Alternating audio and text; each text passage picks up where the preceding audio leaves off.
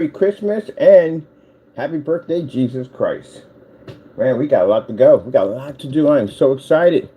New Year's going to be coming up. We got all this new technology pushing through for 2025. We got our office. We are ready to go.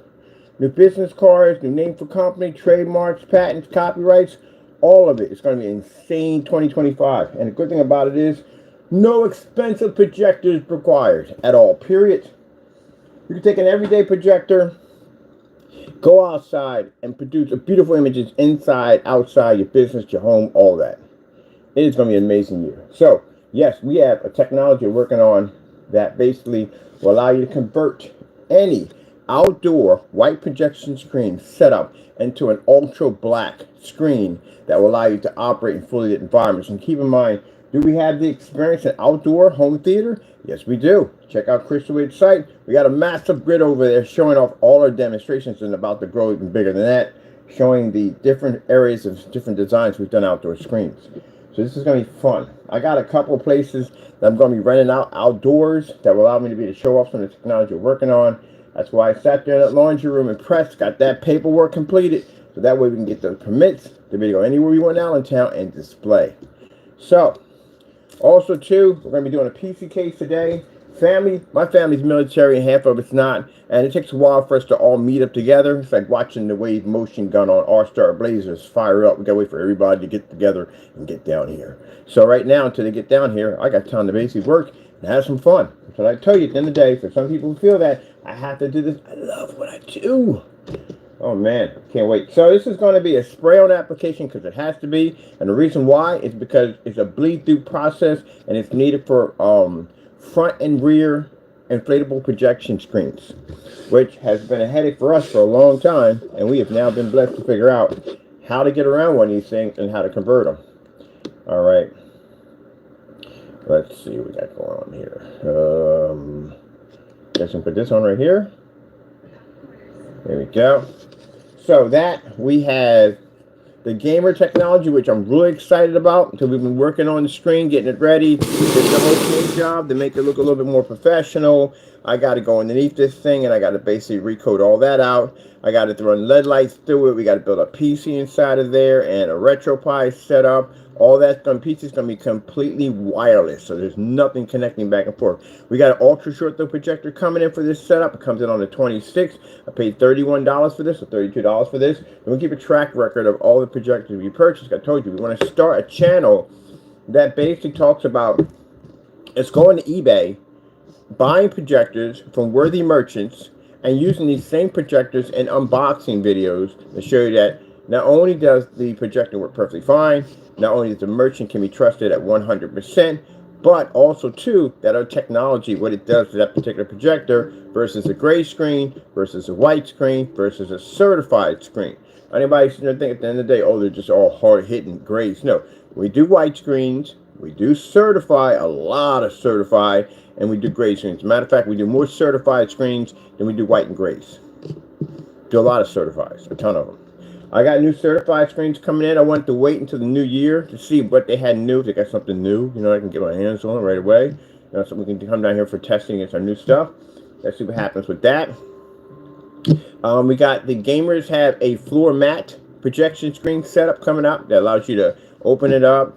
The ultra short throw projector. Keep in mind you can use a Epson projector that would roughly cost you $65, and it would pull off that floor with no problem whatsoever. Or shop around, get yourself a Dell. Dells are like $31, $41. That's what I found the Dells for on eBay. And allow you to do some awesome gaming inside and outside. Imagine on your deck outside, got this mat you can roll out, throw the projector up, and you can just play Pac-Man, whatever games you want to play, right to the floor. Freaking awesome. We got theater on the go, gaming on the go. These are portable projection screens we got coming out this summer.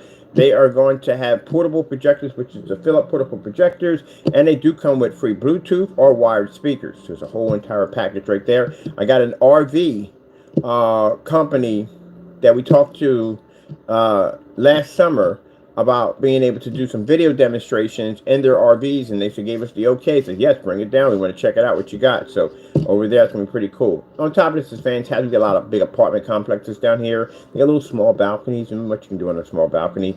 This will allow you to have a nice little movie theater outside on your balcony for camping. As a matter of fact, I've met 3 people up here to do camping. I mean, they do some real serious camp. Like, hey, you want to test run one of these things for me? And they were like, sure. So that's the cool thing about knowing people from different all walks of life. The Lord has opened up a lot of doors for us to be able to go in and have our technology on display.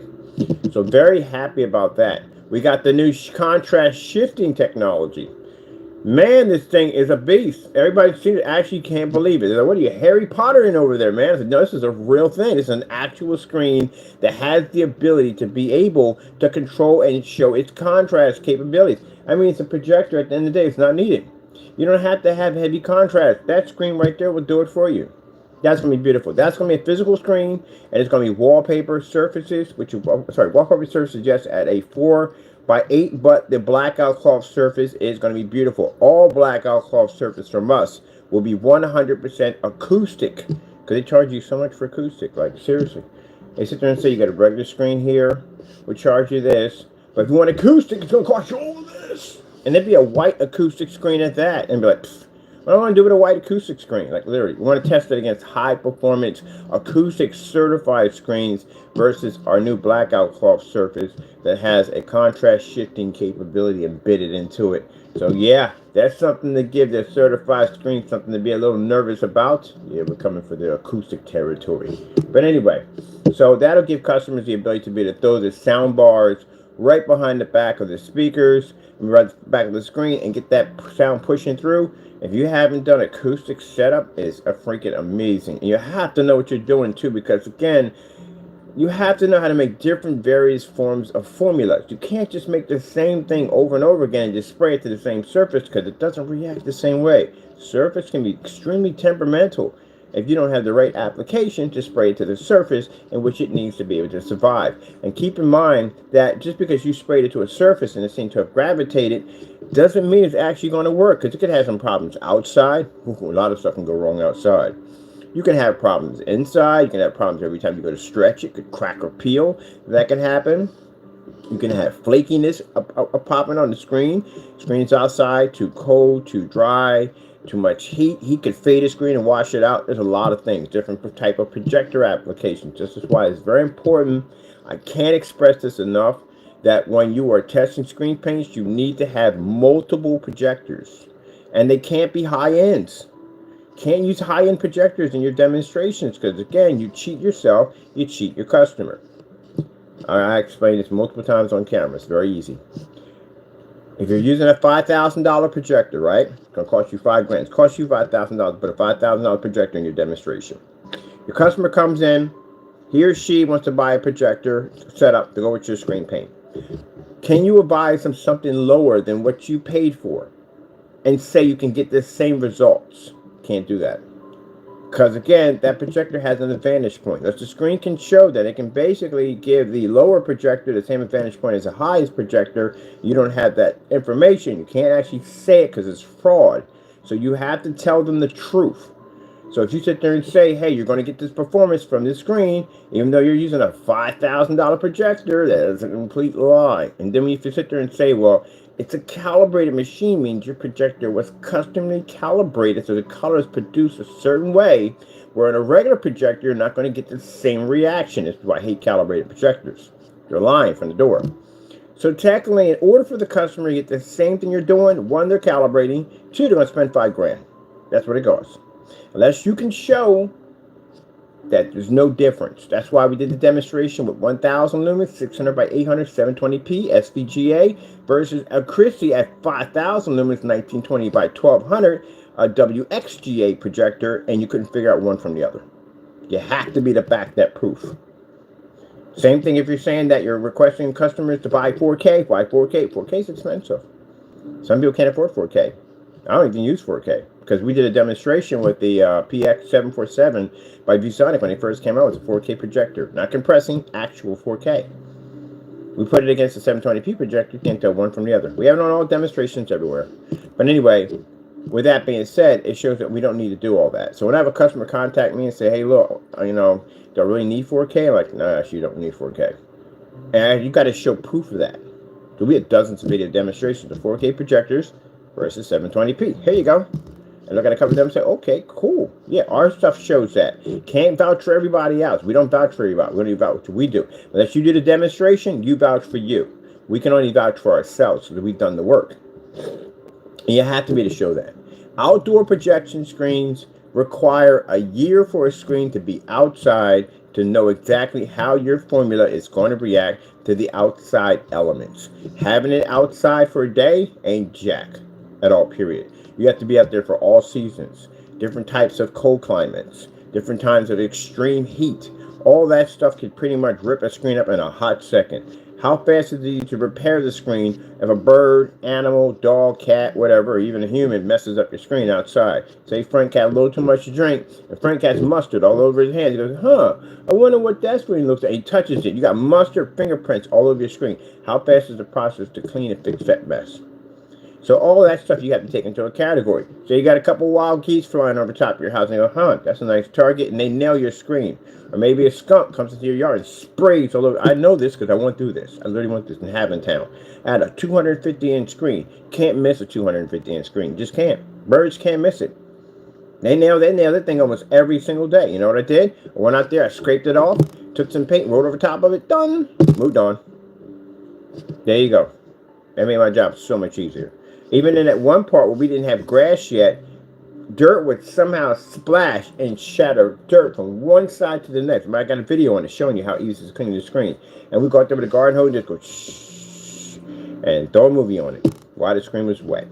Took a screen and froze it literally into a block of ice. I did a demonstration on that, beating that thing with hammers to get out the ice. It was really frozen solid. Heated it up under hot water. And you can hear me pulling apart. You can hear the ice snapping on camera. Hung it up while it was still wet. Watched the movie off of it. That's what you're going to have to show. And if you have a screen outside for a year, you have to do different types of screens. How do fixed frame screens react outside? Motorized projection screens, you definitely don't want them outside unless it says officially motorized projection screen. The person who's selling you the outdoor screen paint, do they know the difference between a motorized projection screen outdoor and one that's not? Do they know what to look for? See, this is stuff you have to know while you're getting into the field. You can't just paint a screen, stick it outside and go, oh, it's weatherproof. That's not enough. There's so many questions there. What time of the day does your screen activate? I have not seen that on site. So I'll look and go, okay, what time does this thing activate? Because if you don't have a time there, a customer may stick it outside at 12 o'clock thinking it's going to work, and it doesn't work. They're going to be upset with you. They're going to contact you and they'll file a complaint against you. And if it says, and they ask you from the door, did you put an activation time or what time the screen actually activates? And you're like, no, then how's the customer supposed to know that if you don't put it up there? So you're reliable for that. See what I mean? That's why I said that. When I watch these people making these products at the end of the day, and I go through the specification sheets, I'm like, where's the rest of your stuff? Like, you're missing so much stuff. If you're saying it's outdoor, what are we talking about outdoor? What are we talking about here? What time of the day does it activate? What type of projector activates at what time of the day? So is it 1,000 lumens? Is it 4,000 lumens? Is it 3,000 lumens? Is it 2,000 lumens? What is it? This is the reason why we would get cursed out when we asked them questions, because they were dumbfounded because they didn't know. Can't take a screen, stick it outside, and say it's weatherproof. There's so many questions behind that. What's the angle gain of your screen on the timeline of when your screen does activate and when it doesn't activate? So that means you have to be outside with a camera at around 8 o'clock, and you'll be out there every hour, like we did with ad tech. Same thing, every hour, to see when the screen starts to activate. Which means when the image starts to appear, not a faded, washed out image, which we don't accept those. It has to look like an image I can enjoy and see. That's running the eco mode right now. It's 1,900 lumens right now. It was 26, I think it is. That's the Sony $10 projector.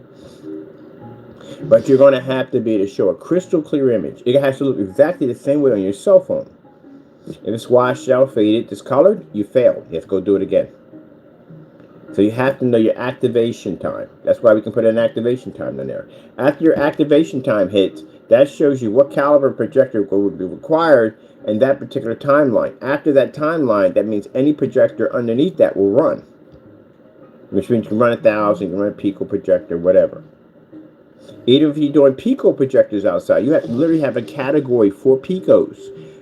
What size screen are you using outside involving picos? So you can't go blow out at 120 inches because the 120 inch on the pico is just not going to work because it's going to deteriorate faster. Which means a pico at 120 inches is going to show better inside in the dark than it is outside in a fully lit environment because it doesn't have the lumen count in order to push the image of the screen. So what time of the day does a pico projector activate on your screen, and what size will the screen be to cause the activation? See, when I got people coming to the room and they think we don't know what we're talking about, and I clearly start speaking about what you're supposed to know, all of a sudden we get the shutdowns. We get the, I don't want to be in the room. I don't want to talk about this. I'm going to insult and carry on and act up. Well, that's because you don't know what you're doing. Now, all that time you guys were throwing paint out there saying it's weatherproof, you had no idea. That's why I told you your specification sheets were too short. There's no information. Invisible capability technology. Some people put, matter of one right now has put out there that its product is rear projection. Can't put that down there. A lot of stuff missing on there. You're missing somewhere between roughly, I would say about,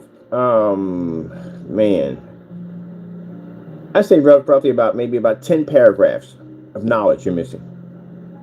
And a simple question actually about rear projection technology is what type of projector, what's the angle gain, what's the shade of the screen, does it produce on? So if I take a 5,000 lumen projector and I drop it in front of that screen, the darkest one you have, how much of the lamp glare is going to pierce through compared to the picture quality itself? What type of projectors, if a customer asks you, if I'm in an ultra short throw setting, like a really small setting, what type of projectors can I use in this environment? Can't use every color. It doesn't work that way because sunlight, all that stuff reacts differently to different screens. Another question too is going to come up. Your ambient light rejection capabilities. Can you read through sunlight? Because that's one of the things a window is going to get hit with constantly all the time is direct sunlight. So can you survive a hit from direct sunlight? What time of the day can I fire it off? Do I need special things like awnings, or maybe, you have to wait until 12 o'clock in the afternoon when the sun's piercing across the street for the image to pop up? Stuff like that they're going to have to know. Can I use pico projectors for video demonstrations? Will that work? What type of day can I use the pico projectors? Stuff like that you're going to have to know. But even big question, your pass-through. Your pass-through means basically when you do a pass-through a screen, it has to come up clean, which means you show a white image first, pushing through the screen. When you look on the other side, it should be no imperfections, no specks, no marks, nothing. It should be a clean transfer. You got to show tons of those demonstrations. Paint on application has to be done multiple times, showing how easy it is to spray on the application. For someone to sit there and say you can do a roll-on, you can't say roll-on. We can say roll-on. The reason why? Because we have experience in the field of rear projection. So for us to be able to develop a rear-on technology, we would have to know about the spray-on application first to do that one. Don't have enough experience in that field. Not enough videos on the YouTube channel. We hunt for those too. We don't find any. We find one video up there that tells me at the end of the day, you don't know jack about what you're talking about. If I ask you what happens if you do a roll-on process without proper training, what happens to the screen without roll-on? What happens is basically any roller you use at the end of the day, any imperfections you have to the surface of the roller is going to transfer to the screen. And unlike the surface you have, which is front projection right here, you can't see the perfections that was made by your roller because you can't see through the screen. But if you make the screen transparent, you will see every imperfection that your roller hit your screen on. You will see all the lines and everything. Even though it looks like a smooth roll on this side, if this screen was transparent, I did it with a roller, you'd be able to see all the imperfections on the other side. Even when you stopped and paused, everything will be there. So that's the reason why. The reason why you have to know what you're doing when it comes to rear projection, this is very important that you know this, is that the surface for rear projection is extremely expensive. You're talking about plexiglass, you're talking about fiberglass, you're talking about glass itself that you're talking about. This could be on a storefront window, it could be anywhere. So it's going to be expensive. To reverse the process once you damage it, that's going to be almost impossible. Unless you're going to get some kind of, I don't know, high cleaner to scrub this thing down or whatever to get whatever off the screen. There's another thing too. What is the cleaning process to removing if a mistake is made? How easy is it to remove? Is it permanent or is it basically dissolvable? If you're using long throw projectors in the environment, what type of long throws are we using? You can't just use any long throw projector. Projector has to have a special option in order for you to use a long throw. Because remember, if you're using a clear glass, see how complicated this is? And the stuff I'm talking about, they should have to know this. It should be on your specification sheets. So if you're using a long throw projector, what type of shade of screen coating are you using? I can literally answer them that question. I bet you they can't tell me what it is. That's why I be careful about putting invisible on your screen, because people know this stuff already from the door. Will come and question you. Same thing I'm saying to you. If you think what I'm saying to you is nothing but poppycock, I got tons of videos backing up everything I said in my mouth. You have to know this. So if they ask you, all right, I got this environment. I got a 7,000 lumen projector sitting in the environment. We got a long throw in there. What type of screen is going to be required to utilize that projector without having 7,000 lumens of blinding, glaring light pushing out the window and nailing people in the face? What is required for that? How do you go about that? See? And they don't know because they're scratching their heads. The reason why I say you don't know, because when I went to the site to read about the rear projection capabilities that the screen had, that information wasn't there. And the fact that the information wasn't there clearly told me you didn't know what you're talking about. If you knew, it'd be there. It just says rear projection. That's all it says. It doesn't say anything else. No specification sheets, nothing, just rear. That's it. And no demonstrations on rear, which means you don't know what you're talking about. You're padding the specifications is what you're doing. So let me answer your question. Basically, you would use a black screen. A black screen if the projector is sitting right on top of the screen, because if your black screen has the capability to be able to cancel out the lamp glare and just push the image through, which you're going to show testing on this before you can actually do this application and the large form that's going to be designed in. Let's do a prototype version of it first. You have to show that you can set a 5,000 lumen, 6,000 lumen, 7,000 lumen. That's why it's important to own venues. And you have to sit this right up on top of the screen to show that the image can push through, but the lamp glare stays behind. Now, if you're using this on a clear screen, you're going to set the projector up high. And this is where you're going to use lens shifting technology, because what you're going to do is you're going to put the projector here, and you're going to lens shift the image down here. So the screen's here, the projector's lamp is going to be pushing here, but the image is going to be down here, and it's going to be there, which cancels out the lamp glare. Unless you're using ultra short throw projectors, which reflect off a mirror, bounce back to the screen, they automatically cancels it out too. See? That's stuff you got to know. You can't just be writing stuff down on your form sites, on your specification sheets that way. Customers don't want to get ripped off, and it's expensive service if you wreck it. The chances are you getting that thing back to the original state without having any form of imperfections on the surface whatsoever. They're going to transfer over to the other screen. Because mind you, this isn't like a heavy coated surface paint where basically it's going to mask and cover any imperfections or mistakes you make. You make a mistake on this, it will definitely transfer through on the other side, and you'll be seeing that mistake every time you turn on your projector, which is going to drive you nuts. Has to be a perfect coat application, which means that you have to make sure your product is not going to streak. You're not going to have little puddles, all kinds of stuff that's going to pop up. It's going to be too thin because it'll be too runny. There's a whole lot of stuff you go through. You have to know what you're doing when it comes to this stuff. But just hearing that alone, anyone trying to make a rear projection screen, if this basically gave you goosebumps and basically scared the crap out of you, good. Because better than that, there's some company taking the court and suing you if you wrecked their still glass window because you didn't get it right. And when you get to court, you think my questions are going to be vigorous. Wait till you see what they ask you in court about your product, and you better know it. If you don't, you're in a lot of trouble.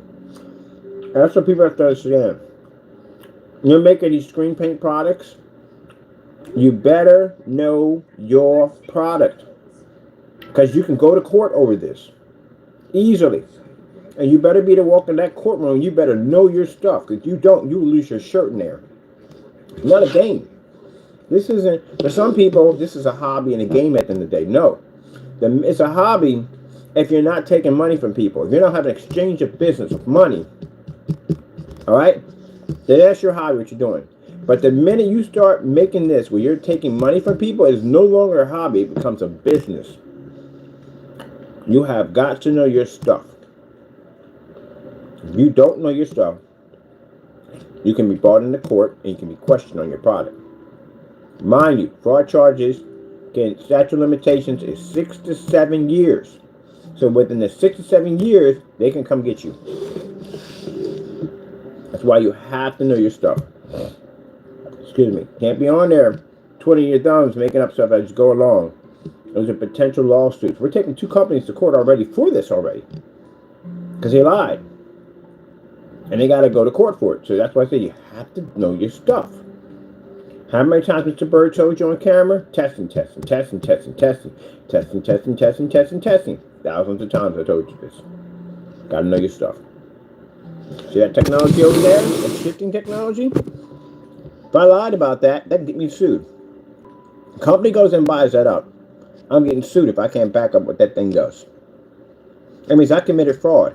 I'm going to go to jail. Then I'm going to pay out a ton of money. Because that doesn't really work. You have to be to prove it. And a person who can prove their product works will show dozens and dozens and dozens and dozens and dozens of videos on it. We got so many demonstrations right now in this concept and shifting technology, which we've been doing for years.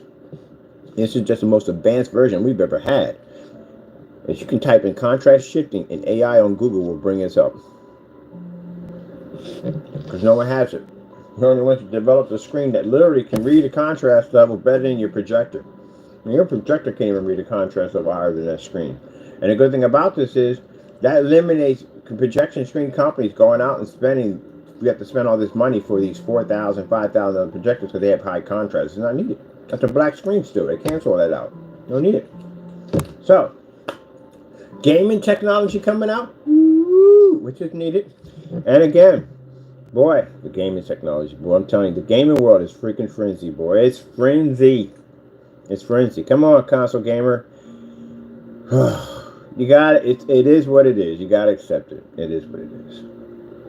They get mad at me, they get upset with me. It is what it is. Come on. You got to accept it. You can't do it. Denial ain't going to get you anywhere. It ain't. You got to sit down, be real with yourself, get in front of the mirror and say, I'm going to be PC soon.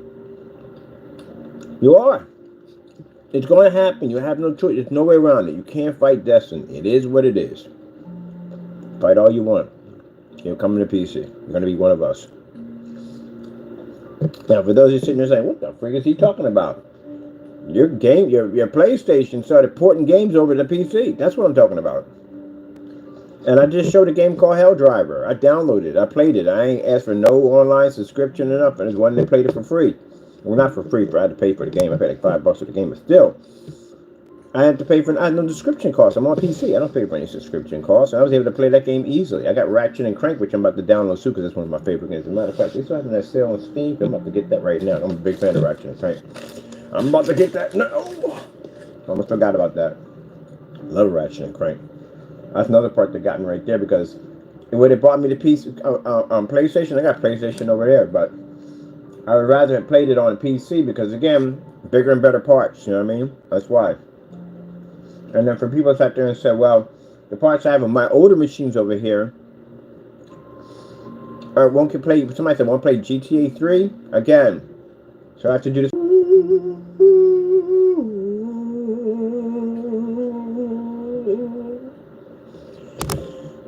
Crack a book. I can play most of your games. I can play all your games, to honestly, quite frankly. I got a 1050 on my unit. And I can run your games right now with no problem on a 1050. I can run Ratchet and Clank on a 1050 right now. Didn't require that. I went there and showed you specifications. Your specifications on your machine says you have to be on a card equivalent to a 4070. Ours on our machine says something different. It says we don't need all that. We can run your game off basic hardware and it'll run perfectly, no problem whatsoever. So we don't need all that, to say it honestly. But the fact that your games are porting over, and not just your games, your exclusives are coming over. It'd be different if it was like, you know, a few games here and there, no exclusive titles because we can't get access to those, but your exclusives are actually coming over. So that tells you right there that that is not a good sign. It isn't. Ratchet and Clank. That game. Not a good sign. I want to play it on this over here.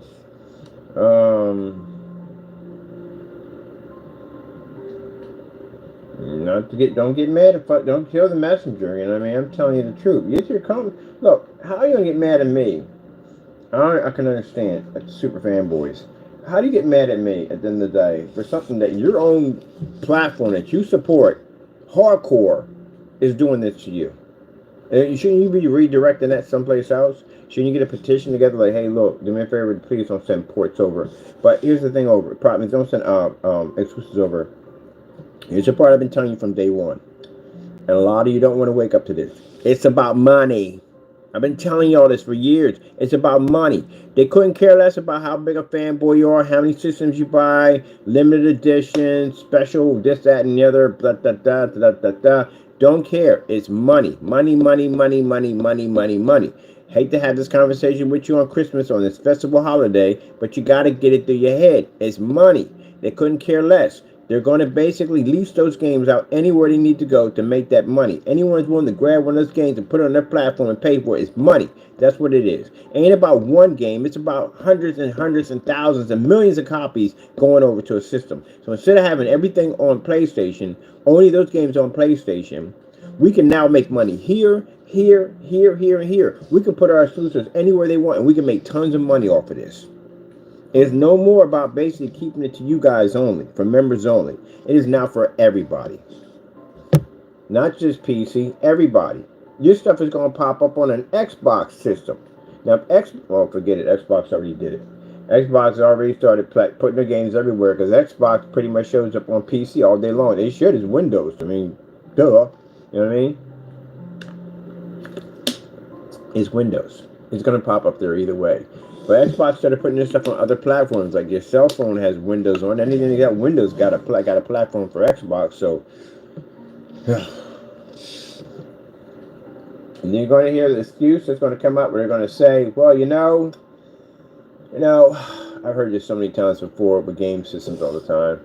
You know, the way things are going in the economy, you know, it's too expensive to make these games because they're requiring like more and more expensive hardware. And it would be better if we just start designing games for like third-party support. Watch. Because I've seen it happen already.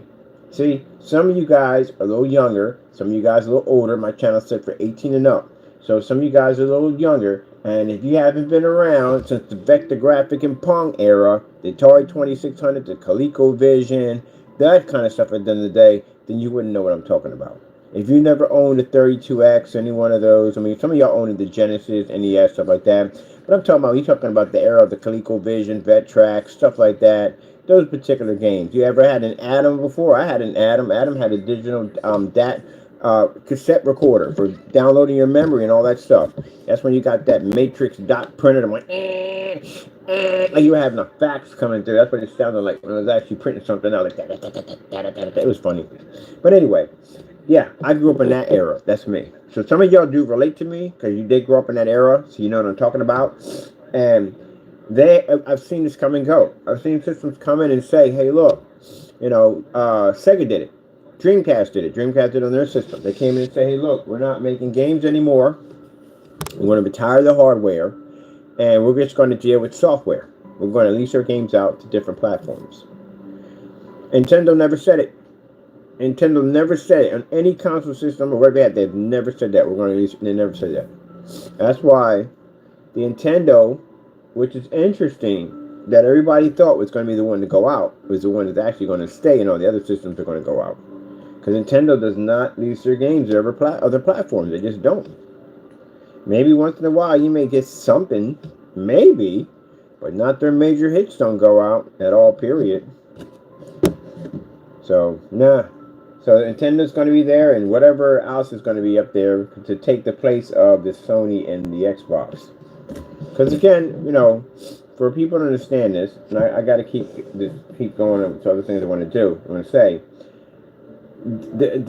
I don't know who came up with that marketing scheme. It's horrible. I mean, to sit there and say that a PC gamer is going to walk away from his rig to go over to a console system that doesn't give me the ability to be able to modify my unit.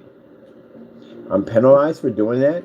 I'm used to swapping out all my parts on my machine. So that means I have to sit and wait for a new system to come out. and rebuy the whole system all over again. Even though I got a system over there that has the same stuff this one has, whichever it's different hardware, but it's the same stuff. Technically, it is. They all have both hard drives. They have graphic cards. They have RAM and all that stuff in the motherboard. So it's rebuying the system all over again. Just another version of it. And I'll probably buy 3 more versions of it. A thin version of it and a slim version or whatever. So yeah, that rat race will keep going. And God forbid to bring out a pro version of it. Then I'll pay more money for that because that'll be better than the one I just paid for. Which, Anyway, I'm going to come over there and I'm going to pay for a subscription cost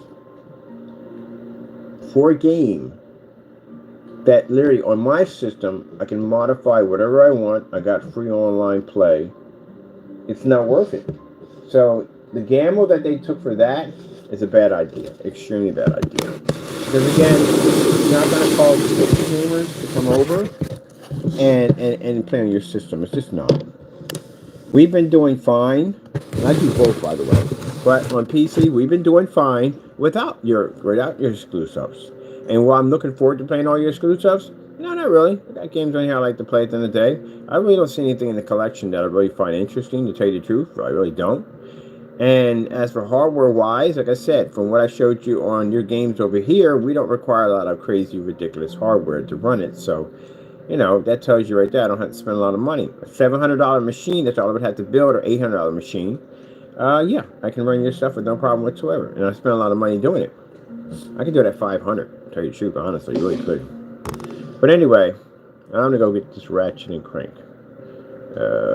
And I think what they did was they said it that way because they had to say it a certain way to the shock and awe that console gamers are going to receive from this. They can't just come out and say, hey, guess what? We decided no more console. We're not going to just throw games over here. No, that I'm telling you right now. I feel that's a lie. I think that's a smoke screen that they're telling you that we're doing this way so PC gamers can come over to our system. We're not coming over there. We're not going to do that. That's like me going to war. I'm going to step out of a huge mega mech to get into a freaking tiny mech. I got better guns on that machine. I got better armor, better flight capabilities, and cloaking capabilities, all this stuff. And I'm going, what the freak? I'm going, no, we're not doing that. That's crazy talk. When you upgrade your gaming, it's not console. When you upgrade, it's PC. When you go from a PC to a console, you just downgrade it. I understand it's hurt your feelings. Some of y'all hurt your feelings, but it's true. No one sits there and says, I'm going to upgrade. I got a high-powered monster PC. I'm going to upgrade to a console. That's not an upgrade. It's a downgrade. And they got to pay for the downgrade on top of that. That makes it even worse. I'm not used to paying for it. That's why I can't play on my console system anymore. I went back to PC, and now I'm enjoying the luxury of PC. Oh, what the heck is this? We get updates constantly all the time. Like, they got updates through levels, all this stuff on here. You get free patches. You want my patches, all that stuff. I'm here playing this right now. Just cause. Let me check out this ratchet and crank.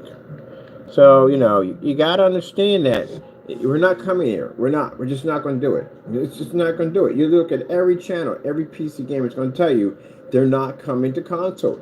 That's just something they told you at the end of the day, so you can pretty much try to accept the fact that you're exclusive now, and not just going to land on PC, but they're going to land on Xbox too.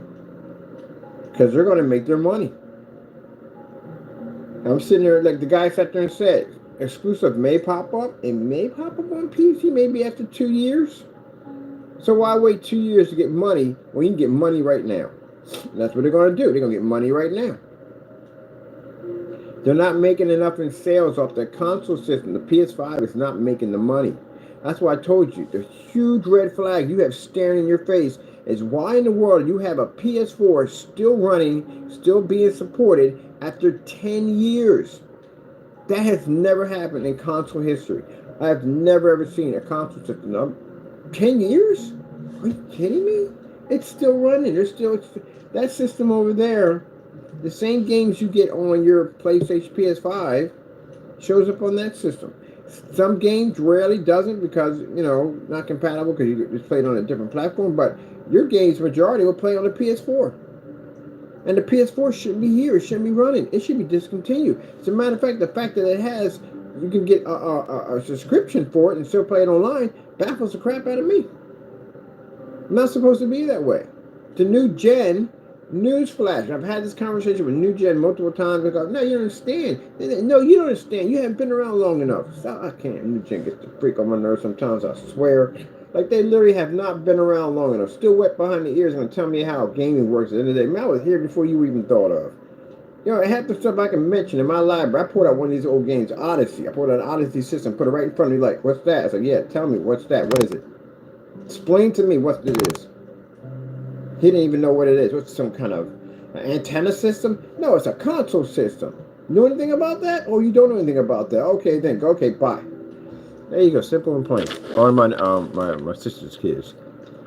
I explained to them what an Odyssey was. ColecoVision, Atari 2600. Here, the Atari 2600. Sure. The other games here, Vectrex. That's the tabletop gaming system. The one that came in black and white. You had a little tiny screen that you would pop up there to make the color. I have one of those. But anyway, they're going to sell out. That console system, to show you right there, the PS4 should not be running right now. Xbox came with the original Xbox, remember that? How soon did it take for them to stop supporting the original Xbox for the Xbox 360? It didn't take them long, did it? What about Dreamcast? You had the last one you had the Dreamcast was Sega Saturn. Sega Saturn, right? How fast did they stop supporting the Sega Saturn when the Dreamcast came out?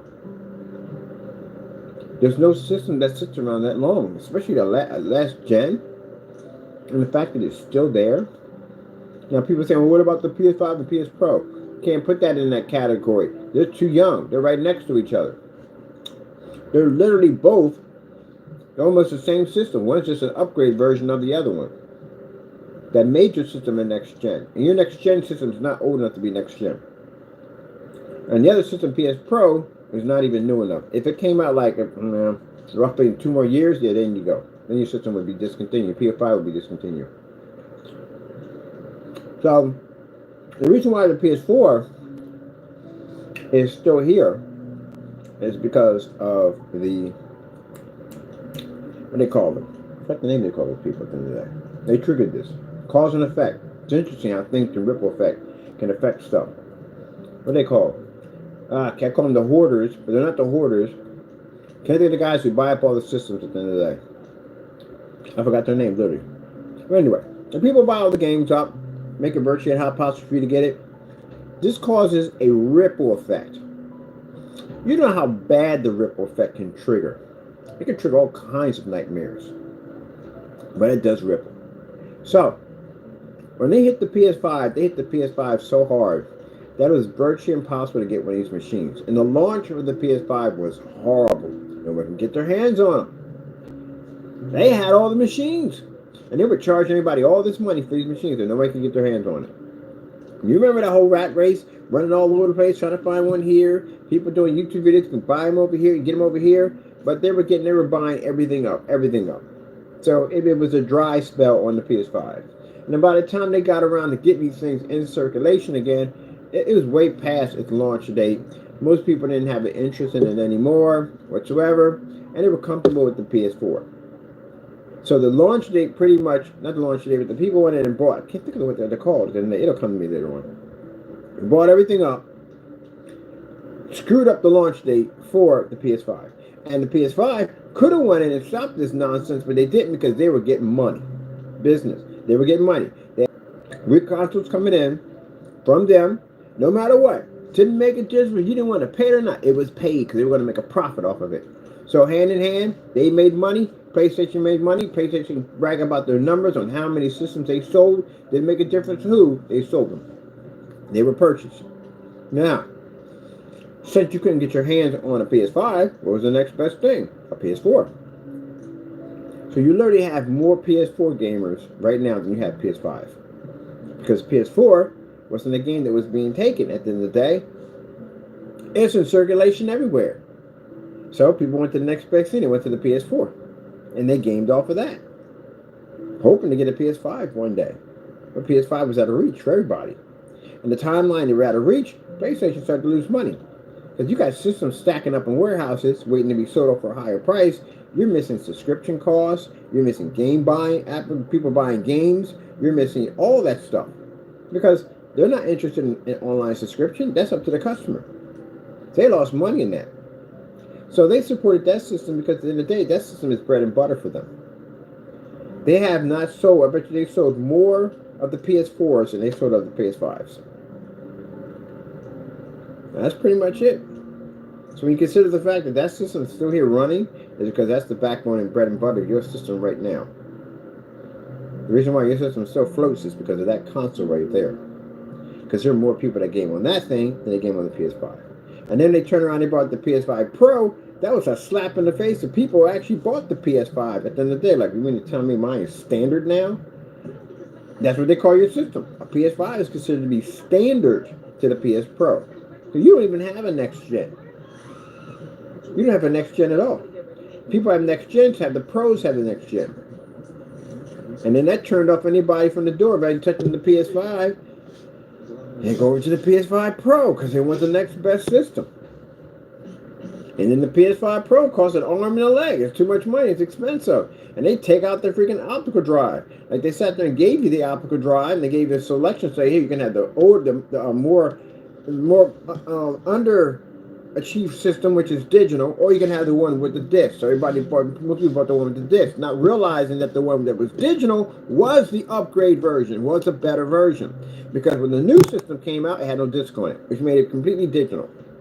Which means anyone who bought the older version, where the version that basically didn't come with a disc, bought the new version that would be coming up in the PS5 Pro, which didn't have an optical drive. It was basically optional. Why is it optional? Because they're making all their games digital. And why would they make their games all digital? Well, it's cheaper, less expensive to put it onto a disc. You know what I mean? Less money for paper, for books, and all that stuff.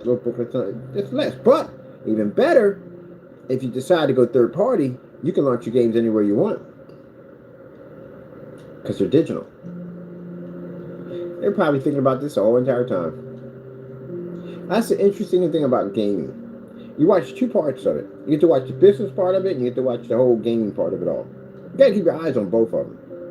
So you'll keep your eyes more importantly on the other part, the business part. Your system can become obsolete quickly. You keep your eyes on both parts of the game. And that's something old school gamers see from the door because we've seen both sides of the coin. But the new gamers don't see that. They just see all the glitz and glamour, and we're like, look at this right here. Using an instant glitter machine to make it look real shiny. We see all that stuff. Because we watch console system after console system after console system go under. We watch some rise, we watch some burn, we watch some you don't even have been out for a short minute, and they just whoop, fizzle away. We've seen all that. So, they didn't do good at launch. Scalpers, there we go. Scalpers bought everything up. Didn't do good at launch. Scalpers kept a lot of these units in warehouses where they sat for them to sell them off whoever needed them, which means they lost money in subscription costs. They lost money in game buying. So they kept the PS4 running because the PS4 was a solid foundation where they can make money off of it. That thing should have been retired a long time ago. Now they're going to make it all digital. Because they made the systems a lot more powerful and the parts are very expensive. And then the PS6 is going to be a lot of money. Because again, the more and more they make these games, the more and more higher advanced games, the more and more these parts are going to cost you. You're going to be in the range of PC. You're actually already in the range of PC. A basic PC is what you're costing right now. You're going to be higher than that, much higher than that. So the more higher your parts, the more advanced the games, the more higher parts are going to be required for your system. Because you don't have options. You don't have options in your system. If I don't want to pay money for, say in PC, the only card that we can use is a 5090. That's the only card we can use. We can't use nothing else but 5090s on PCs to game with. You have any idea how expensive that would be for the average computer, for PC gamer? But that's not so. We can go back and get parts from 12 years ago. We can get parts from 8 years ago. And they'll run our games with no problem whatsoever. So it's not expensive for us because we have multiple parts that we can choose. Either we can go high end or we can go low end. And even if we go low end, that's not really going to affect our gameplay. Our games are still going to run. I'm running on 1050s right now with no problem whatsoever. So from there, that tells you that we don't have to spend that kind of money. I talked to the guy, an ambulance driver. He got a PC with an AMD, and he said he had a 3050 in his setup. 3050, and the one with a 3070. He had his system in his setup, and they run perfectly fine. They're old cards. Plays Call of Duty 6, all that stuff, everything, no problem whatsoever. You don't need all that stuff. They pump your heads up because you're on console. You gotta have all this stuff in the day because you can't even run the game. It's super duper hyper graphics. And we're like, what the freak? What the freak they need all that for? That's the same thing when you guys see these monster elitist machines at the end of the day that come in like 256 gigs of RAM and two freaking dual core processors and all that stuff. All that stuff ain't even needed. It's just basically, okay, if you're doing basically applications where you're doing a lot of streaming and all that stuff, and you're doing multi-platforms and all that stuff, and you know, all the stuff on your PC, all this you're running, you know, all this at the same time, you got like 60 windows open up, multiple applications, yeah, you're going to need a massive amount of RAM to run that. You're definitely going to need it. That's definitely going to require it. If not, Windows is going to start dumping your windows left and right, or dump this page, dump that page, dump that page, and you don't have enough RAM to support that. Then you would need all that. But if you're not doing everyday just gaming like everybody else, what the freak do you need 256 gigs of RAM for? You're launching rockets over there? I had that comment happen to me when I had the 256 on one of my boards. And the guy was like, I got 256, a PC 3000 OC? What do you got? You got NAS over there? Like, not really. What do you need? Technically, you don't need all that. You don't. 16 will do it. If you're streaming and having fun, you can do 30, 32, or 60. No, it's 34 or 64. 64? Yeah, 64. I think it's 64 and 32. Or 62 and 32. You get this two mixed up all the time. But anyway, don't need all that. So, the hacker system, I was saying, you needed all these powerful parts to play these insane games. And you don't need all that. All period. I can run your stuff on a 20 series graphic card. Would run your stuff easily. But anyway, as I was saying before, I'm looking at this game right here for an update they're putting through on it. I got servers on here. Servers on this game. I play with servers. But anyway, as I said before, yeah, the parts are going to cost too much money, man. That Pro system came out is the awakening on how expensive your machines are going to get. And you just have a card equivalent to a 4070. So imagine if it was a 4080, 4090. Imagine if they didn't put in 2 terabytes of hard drive space, they put in 4, they put in 5. Your systems are just costing too much money. I mean, console's never supposed to be in that range, ever. Console has to be in a certain range to be console. You're not even console anymore. You're in a really higher range. You like tip the PC, but not console. Kind of like an identity crisis popping off in there, but that's what you are. And as they see from the feedback, and they know, I see your feedback, they see your videos and stuff, they got people scour and look around. It's not the big studios themselves, but they do hire people to go look around and see what the reaction to the game is, and they realize at the end of the day, yeah, they can't keep going down this road because, again, this system's going to cost so much money, and you're not going to be able to afford it. Now, for some people saying, oh, we can afford it, you can afford it, but the other half might not be able to afford it. Quite frankly, don't want to spend $700 for a system that I can't go manipulate parts. I really don't. Especially when I'm paying for subscription costs. Yeah, I'm not doing that. That's just way too much. Get me back in there. Get me back in there! Good, thank you. Time out my system. So, to see an exclusive game, and I've never seen this in history. Exclusive games being transferred over to other platforms. I see one game. Sometimes they do one game. Got one game exclusive, we're going to bring it out like GTA. GTA was only for Sony only. If you remember that far back, it came on Sony and it came on Genesis. Let's see. Let's go have a look. Hey! So let's go over here. GTA on Genesis. So yes, GTA was on Genesis. Let me see. Oh, I'll put that on Grand Theft Auto. Better. Grand Theft Auto on Sega Genesis. Yeah. So Grand Theft Auto was on Sega Genesis. When it first came out, it was Grand Theft Auto 2 when it first came out. And this is when the news was all hyped up about, like, oh, we got to get rid of this game. It's violent. It's too violent. You kill it. Yeah. They were going to get rid of it for GTA. GTA was about to be shot dead in the water before it even got to start off because in the game you could kill cops and all that stuff, and they were really upset about that part right there. Yeah. Grand Theft Auto was on a Genesis system, before it was on the Sony. And how do I know? I had it. This is what GTA looked like. It's bird's eye view.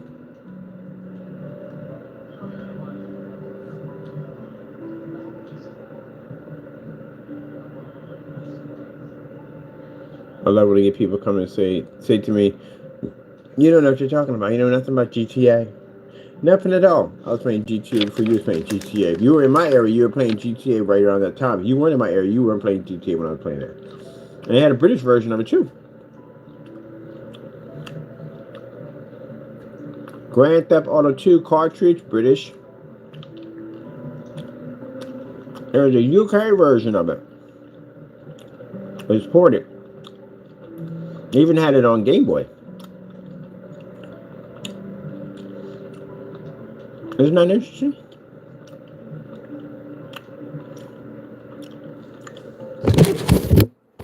Grand Theft Auto 2, Nintendo Game Boy Color. Isn't that interesting? The GTA community is like, we know everything about GTA. So, well, actually, I'll tell you something. Some people do know this already. They do. There's a newer generation don't know. Because you weren't there. That's why. You don't have the history behind you. So, yeah. It was a port. Now, GTA, when that happened, GTA was only exclusive to Sony after that. When GTA 3 came out. Grand Theft Auto 3 only exclusive to Sony. According to Games Radar, Sony had the incredible fortune of locking down 3 Grand Theft Auto exclusives on the PlayStation 2 GTA 3, San Andreas, and Vice City. But a former executive at the console maker has revealed that the exclusivity deal was only signed because Sony was worried about Xbox's entry into the console wars. You know you did you? Yeah, I had it. I had played GTA. It was only exclusive for PlayStation only. Xbox didn't get into years later. So those of your Xbox fanboys at the end of the day, you know about GTA, I'm sorry. Some of you do know. You know what I'm talking about, and the rest of you don't know. That it was only exclusive for PlayStation only. So if you wanted to play GTA, you had to get a PlayStation. Now imagine if they never signed it over to Xbox. So I got my copy in the house. I got my copy of the first port that came over to Xbox for GTA. It was Vice City and Grand Theft Auto 3. And I got the original box, everything with it. Still plays on my game. So I'll bring it over. I'm bringing it over and show you. I even had the magazines for it, the gaming magazines that came out. There, gaming magazines back in the day, talking about this. But anyway, yeah. So, and they bought it out. It was only signed exclusively to Sony. Now imagine if they didn't basically break that exclusive and say that GTA from here on in, every GTA they ever made was for Sony only. That made Sony extremely popular. Even Xbox fanboys would have came over to play. PC would have came over to play. Because you have something that no one else has. You have an exclusive title. This is what makes your system what it is. Just like Xbox has Halo, the fan base of Halo is unbelievable. Why do we play on that system? Because of freaking Halo, that's why. It's not available anyplace else. But now Halo's on PC. Well, it should be on PC anyway because it's Microsoft.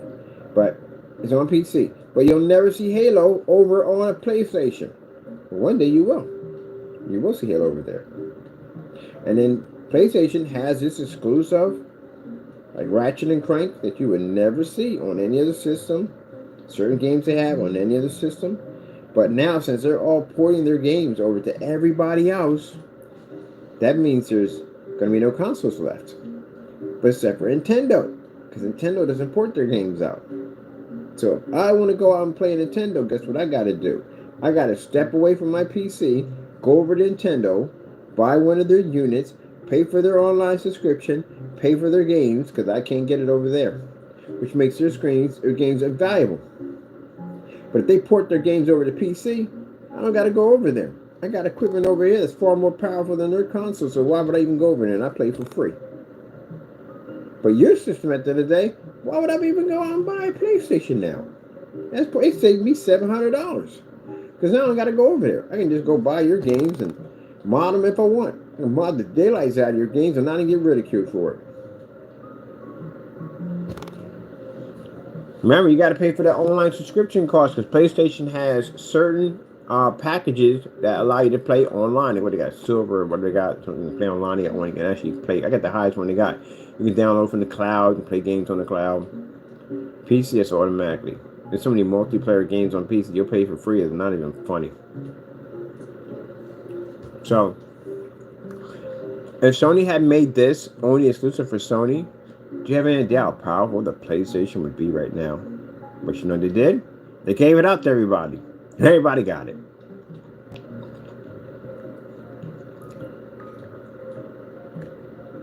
When did Grand Theft Auto 3 and Vice City come to Xbox? According to Wikipedia, Grand Theft Auto 3 is a 2001 action-adventure game developed by DMA Design and published by Rockstar Games. 2001. 2001 is when the Vice City came out. It's not October 22. Oh, sorry. Yeah, 2001. Yeah. October 22 of 2001. I remember because that's when I got it. I pre-ordered it. I'll show you my box when I come in. I probably should have it today. Should go by it today and pick it up. So mine look just like this. I'll bring it. I'm gonna show you. I'm gonna play it too. Look it up. I'm gonna play it. Play some GTA and Vice City, but I haven't been in that world in a while. Yeah, I'll bring it over. I'll find my Xbox, hook everything up, and then basically we'll go play some Grand Theft Auto. So we can check it out. When it first came out, I remember I had an appointment. I had to be somewhere. It was very important. And so much of a hardcore gamer, when that game came over and I saw it in my hand, I canceled the appointment. I can make it another time. I had to wait a couple more months to go back to it. But this was way more important. I had to see this. I've been wanting to see this on Xbox for the longest time. And when they made that announcement, I even got the original magazine. I forgot what it was, from Xbox magazine or whatever. I got the Xbox magazine making the announcement that GTA was coming to Xbox. And I was like, oh my goodness. That was the biggest mind blower ever. I wasn't a Sony fan. I wouldn't come over to Sony even for GTA. Didn't want it. I had it already before, but when they basically when I got the Xbox, I just didn't want to be near Sony. And man, when they made that announcement, man, that was the happiest day of my life. I was like, oh my goodness, we're going to get GTA? We're getting GTA. And we're getting two of them at that. I got the bundle. So I went online, placed an order for it, put it for the pre-order, and sure enough, the day it was going to fall on, it fell on the same day I had this very important a meeting I had to go to, some kind of appointment I had to go to, and I canceled the appointment. And they said, well, you have to wait an additional 30 more days to get back in. And I said, it's not a problem. It was definitely worth it. And basically went in and put that game into my Xbox account. I was waiting all day in the vestibule for it. Here come the mailman with it, and got it. Went upstairs, put it in, and man, I played the. I didn't want to open up the Vice City because I knew the Vice City was gonna be beautiful because there's neon in there. But I did the GTA first. It was kind of gritty and all, but I liked the game. It was really good. You know, I mean, gritty, not a lot of beautiful graphics in there, but it was still good. The gameplay was freaking solid. The storyline was solid. It was just beautiful all the way around. And then after that, I beat that. Sat there and watched the credits come up on the screen. Went out, got something to eat. Because I was eating when I was in there. I wanted to get some more food. Came back in, sat back, took a deep breath, put the Vice City in. When the Vice City came on, the neon, how beautiful it was compared to 3 was unbelievable. So this is what I'm talking about.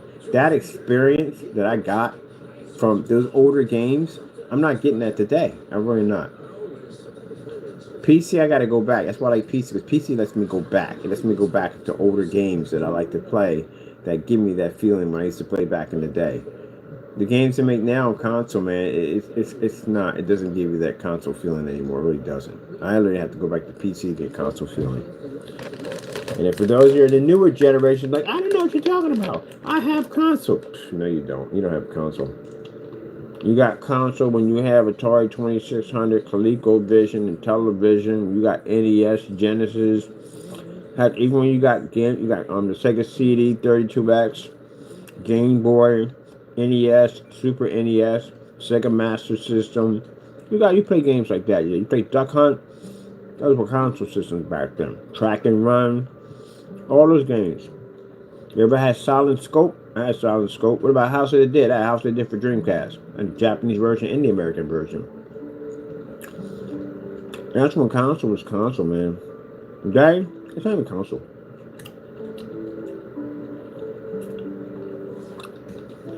I used to use my console. Most people use a console system just for watching Netflix.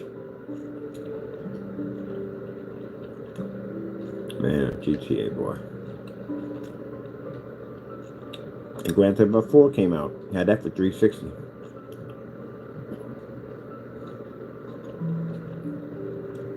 Tony Passetti. And Tony Passetti. I don't like the GTA they got now. GTA they got now, I think it's trash. I think the game itself, the storyline is freaking amazing. Always amazing. But the online play is trash. You know why? They're too realistic. The freak, I want to go into a world and play real life. I'm actually already in real life. I can play it anytime I want. I'm in it. For free. All day long. I'm a main character. What the freak I want to go play in the game system? I've never heard so many people cry in a freaking GTA in my life. You smack at someone's car, they get like, oh man, you hit my car, man. That's freaking real life at the end of the day. What happened to getting upset and pulling out a rocket launcher and blowing up someone's car and just moving on? Can't find one? Go get another one. There are cars all over the place. We're not complaining about that one car. Let's sit there and argue because they paid the money, they paid insurance for it. Then you wreck the car short, money comes out of you because it's insured. That's the dumbest thing I've ever seen in my entire life. You got to buy real estate and land. Man, they had it better when they had GTA on GTA 4. You ever play online with GTA 4? Oh my goodness. If you haven't played on 4, you have missed out. Don't even call yourself a GTA enthusiast at the end of the day. 4 was brutal. It was brutal. I mean, you could basically murder anybody on that game, and nobody was flacking and crying about it. Rocket launchers, machine guns, sniper rifles, and then you could change the maps, because whoever was hosting could change the maps and how they want it. You can make it rain.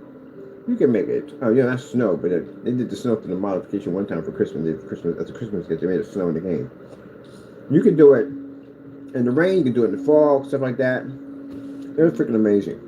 And then you can set up, you can bring cops on, which I always did, because I always set mine up with police on, because I thought it was more fun, more action. That while you're in there getting it in, you got to worry about the police. And if you do too much, then the police brings in the army, which is fantastic. That's an easy way for you to swipe a tank. But anyway, it was so much fun, man. It was just all out. People just, the best freaking, we had Team Deathmatch, and was another one they had on there. Yeah, they had Team Deathmatch, and they had freaking Last Man. And it was amazing, because everybody didn't cry and whine at the end of the day. People just blew each other up for the sake of just blowing each other up, and that's what GTA is all about. But the GTA now, you hit somebody, they turn like, what you hit me in the face for? Because this is GTA. This is what you do in GTA. You walk up and you hit random people in the face. You take cars, you crash into storefront windows, and they blow up. You do reckless stuff in the game.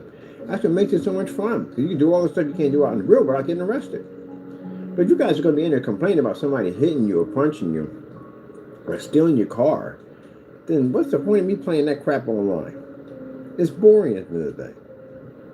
Glad all the modders came in and changed it, because at least they add some more chaos to it. Game is about chaos. That's what it's about. It's not GTA. We call it Good Citizen Edition. We get the game and you get penalized because you went past a red light, or you didn't let somebody walk past a crosswalk. Didn't walk an old lady across the street and do any of that. No, the game is designed to be chaos. Definitely chaos. Think of the most destructive thing you can think of. You can do it in that game. But they turned around and made it all about rules. Somebody said, yes, I smashed into my car. Man, how much insurance I paid on that car? I'm like, oh my goodness, you're in the real world. And they're in a gaming world in a real world. Oh my goodness. Look, man. I get on GTA. Doesn't make a difference. The cars are a dime a dozen. That's why I like to buy 4. That car or 5. The cars were a dime a dozen. I just grab one, take off, blast out. I used to go to the car dealership. They had the beautiful cars on the other end. I go in and look at the car, go right at the storefront window, blast down the street at 100 miles an hour, go up on the curb, run people over, come back off, slam into another car. Man, it didn't make a difference. And I would beat the crap out of that car. You get in the car with me, be prepared. I drive like a madman. turn corners, go back up on the curve again, and get like a 3-star rating where cops are chasing us. Yeah, gotta have fun with that, man. And then when I parked the car, I didn't park the car normally. I would literally jump off the side of the interstate and crash the car into the building that we were supposed to be at. Okay, we're done. We're here. I had a bunch of people get in the car with me one time. We must be driving online. We were doing some kind of destination. And I was like, okay, you ready? Everybody buckle. Took off running opposite side of the street. Right on the train tracks. Curve left and right. I said, you're going to get stars on us, man. Who cares? We're good. We got guns, right? We're good. We're good. And literally, the building was on this side. It was shorter if I jumped off the interstate, which I did. I jumped off the interstate, went car head first, then I went boom to the building. Guy like, well, we need the getaway car. Wreck the crap out of that car. And we can get another one. That's the fun thing about GTA. And so I did another one come along. Now you just make some realistic, please. In part 6, do not bring that crap to part 6. Make it that there's no rules, no regulations. Everybody just get out there and just kick each other's butts. Please do not bring that crap over there. Or you can join apartments and you can do this and do that. And so on. They can finances and you can pay bills and you can balance a checkbook. Oh, good gracious. Are you freaking kidding me? If you're doing that, I'm coming over to call chaos. I am. Mine's gonna be on PC. They make it multi-platform. Me and my buddies are coming over for chaos. And I will bring mods with me. Yes, I will. I'm not talking about some immortality where you can't basically kill me in your consoles, but I am talking about at the end of the day, I will bring Godzilla with me, and we will wreak havoc on your city. And will they ban us? Nah, it ain't gonna happen. We use proxies over here, so good luck in trying to find my IP address. But the chaos, we need the chaos. That's what Grand Theft Auto is all about. It's about the chaos. That's the fun of it all. Riding up and down the street at 100 miles an hour and shooting anybody you want. I know it sounds madness, but I freaking love GTA. I do. Got a helicopter. Oh, man, I love that. The first thing people do, and they disperse on the game, 2 places they go to. Military, and they go to freaking airport. Those are 2 places they go to. Oh, I forgot. Weapon shop, too. They go to weapon shop. Go to weapon shop, grab what they can. But mostly, if it's vehicles involved, it'll be military, and it's definitely going to be airport. Chances are, I'm figuring if I try to go through military, I'm getting killed. Because I ain't got the firepower to go through it first. I'm not going to survive it. So, airport would be it. And I'm pretty sure I can find something over there at the end of the day to just get the job started. And they got to get bigger airplanes, too. Much bigger airplanes. But, other than that, I like the chaos in PS5. PlayStation 4. Alright. Next down memory lane. I'm gonna go get my game today. Bring my Xbox over here. Hook it up.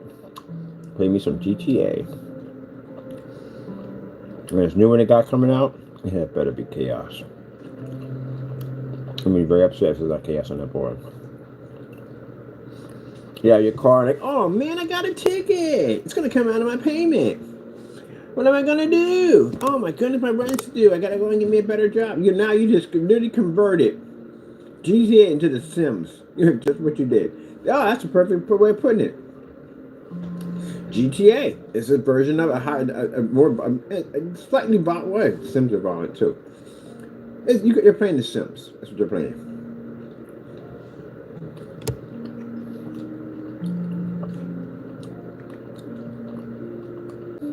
Nope.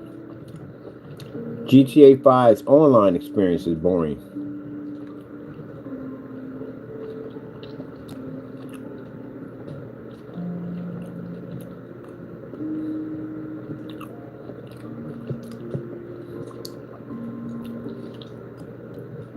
That's why in the game the guy hit the guy and the guy was like, what you hit me for, man? It's a video game? You made me walking around hitting people in the face. That's wrong. Literally heard that in a game. Done. Logging out.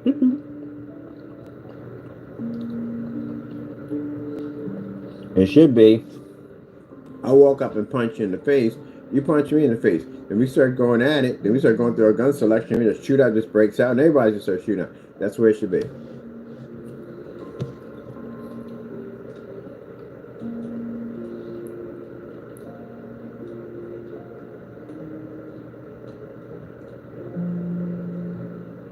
All right. I got things to do. I'm getting caught up in this whole thing, and then I got video games. I got to be underneath this thing to paint this out today. We got 7:46. I am way too early for family right now. And I got things I want to do. I got a PC case I'm building. Another PC case I'm going to build. We got parts coming in for this guy. Parts coming in for this one. Finally, we can get this thing up and going because the optical drive's coming in. Where did the optical drive come from? It took forever to get here. Because this, instead of having a plug and play easy run, it came with a driver, which now I got a little driver on. This has no optical drive, but I got me optical drive for $8, so I can basically bring this thing back online. So I want to see my lights. I went through so much with this machine, man. First those Dell motherboards. I'm still gonna figure a way to conquer a Dell motherboard, but still. RGBs, good luck in plugging into those things in the day. They're freaking headed. When I got a whole new motherboard, got the motherboard running, then the motherboard went down on me. That one right there. Got a new motherboard installed into it. Then the motherboard's running perfectly fine. Motherboard hooks up, everything's running perfectly fine. I finally get the adapter for the RGB so I can run the lights, switching back and forth. Get that in, and then the motherboard takes a driver. I'm not having an optical driver. I'm like, oh, now I gotta get an optical drive. An optical drive comes so we can get this thing online. So I can play because I got games that I want to get to. And I got to swap out 2 parts on here. CPU, which again, like I said, anything out of 3770, easy, cheap, $20. CPU, $50 CPU. Throw it in there, done. And a 3050 on that. Same thing with this, 3050. GPU swap out. That's basically about it. Hard drives are all good on there. I got to finish the paint job on this one.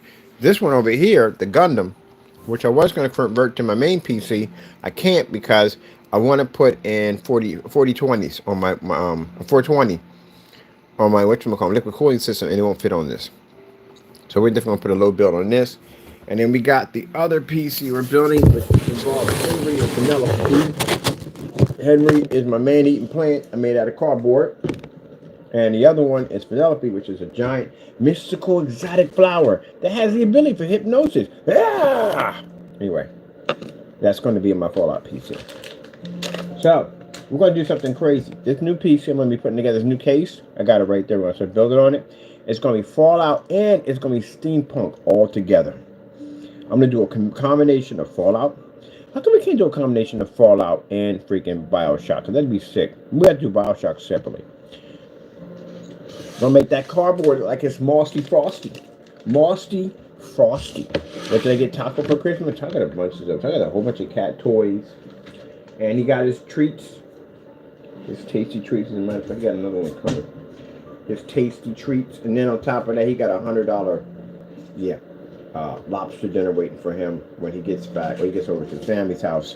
They always buy these seafood lobsters platters for him. $100 for him. Yeah, shrimp, all that lobsters. He don't like oysters. He ain't got a thing for him. But that caviar, you know what black egg caviar is cost? That black egg caviar is expensive. But they're seafood junkies. And contact me. Now, you got Taco over there? What you want, Taco? I said, Taco's in the office. Put Taco on the phone. What kind of platter you want? What kind of seafood you want? You want my cat seafood? Like, yeah, why not? You like seafood? Yeah, most likely. I don't know what. Just buy him anything. Came back, I saw the tag on that thing. I was like, you spent $100 for this? No money. I spent money for Taco. Donut band at the end of the day. Yep. But $100 on freaking seafood? Every time you come over, they always got something there for you to eat. Oh, he's like a king. But I know for a fact, for him being my cat, I don't know how to drink. There you go. There you go. I don't know how to drink faucet water. He don't drink faucet water. He gets spring water only. Only spring water. That's it. That's all he drinks. I have no freaking faucet water in any way whatsoever. He gets only spring. When I came over there, they gave him only spring. Everybody gives him only spring water. That's all he drinks. You don't drink regular faucet water. Ain't that right, Spunky boy? He got his treats. This is what he likes. He got this is barbecue right here. This is barbecue. And then we get the tasty chicken flavors. Now we get the samples first because sometimes he don't agree with all of them. He don't. So we get the samples first. Sorry, I was painting something. We get the samples first. This is the new one. This is the chicken, liver, and beef flavor. This is barbecue. Got a little smoky taste to it. Get the samples first. So if he likes the samples, we go buy the big bag. I made a mistake one time. I bought milk. That's kind of a milk flavor too. He threw it up. Good thing I didn't buy the big bag. So they went and bought him a whole collection. He got a whole collection of them. Spoiled, aren't you? Yeah, I gotta get you in a sweater vest. That's gonna be funny. Taco's gonna be wearing a sweater vest with a bow tie. They get her dressed up.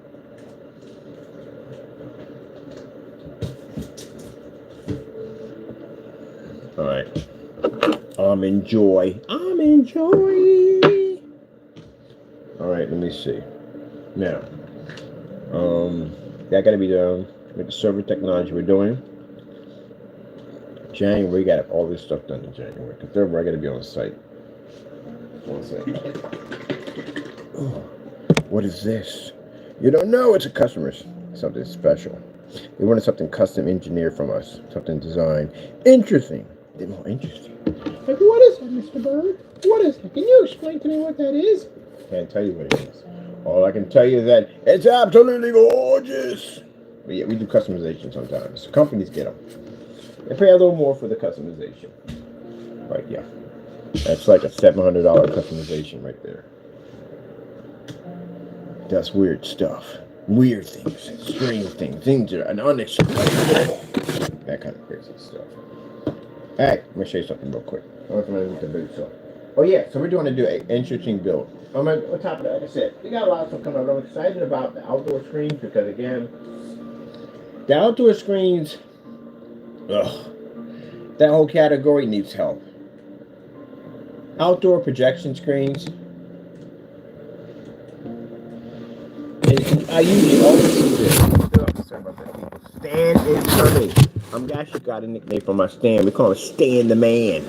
Stan the Man. That's what I'm used to seeing when I see outdoor setup. Look at this. Look at this. You know darn well you're not getting that. You are not getting that at all, period. We're going to have some fun with it. We're going to take our screens. We're going to show what they look like before and after. This is what they advertise. We're going to come in and make them look absolutely amazing. Our screens look like that outside. Yeah. That's what we're going to do. We're going to take a whole bunch of these cheap screens and just blast them. Now, all the screens that we blast, we just give them away for donations for people like different places that would need them. You know what I mean? Pop over a projector for them. But other than that, just to show you that you can take with our technology, any one of these screens you can convert into a high-performance projection screen with that new technology you're seeing right there in the caption. Yeah, $20 Walmart screen, boom, convert that sucker into black technology. All these are going to look absolutely amazing. Amazing. Now, for those of you who have not seen, we'll be doing outside demonstrations. Oh, check out our... Whoops, wait a minute. Hold on for a minute. See what's going on here. There we go. I know what this stands for. This is what I told you the other day. If you get too many windows opened up, this is what happens. So we got to drop some of these windows. Yeah. Because we have way too much. I have to upgrade for this one I use for work. This is work and also to my whatchamacallit PC. So if you have too many windows open, Windows can't load. So let's come out of here real quick. That's what that stands for. Because there, see right here, it says not enough memory to open this page. So if you don't have like this PC right here, it does 16 on it right now. But I got to upgrade it to 64 because I literally need that much RAM because the applications that run on here. I got projector mapping applications in there, all different types of software on here that I run. And if you have too many windows open up, your systems will start shutting your windows down.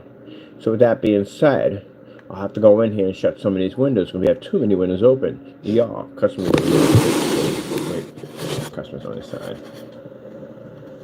Okay, I'm very careful about my customers. People know what my customers are at. Period. Stuff here.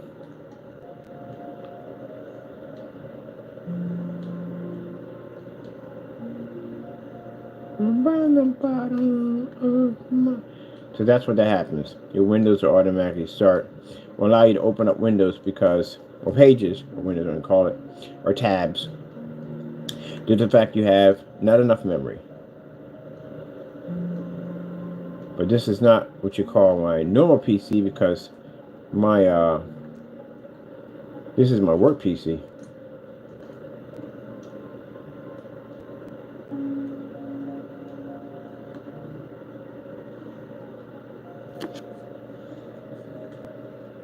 My work PC is going to need more memory. A lot. And I got gaming on here too. That eats up memory too on top of that. If I had no gaming applications, it also would be very easy to do too also.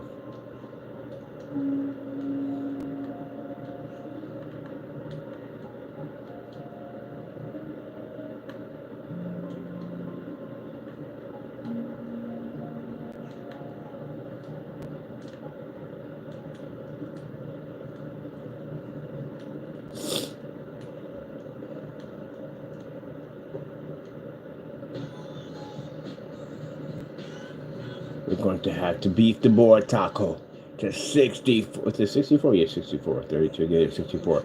64. Gonna have to update it.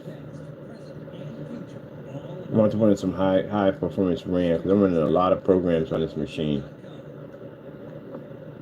Have you been feeling sad most of the time, losing interest in things you once cared about? You may be experiencing these and other symptoms that are difficult to understand. These symptoms are worth exploring with a doctor. Learn more about major depressive disorder and a potential treatment option at managingdepression.us.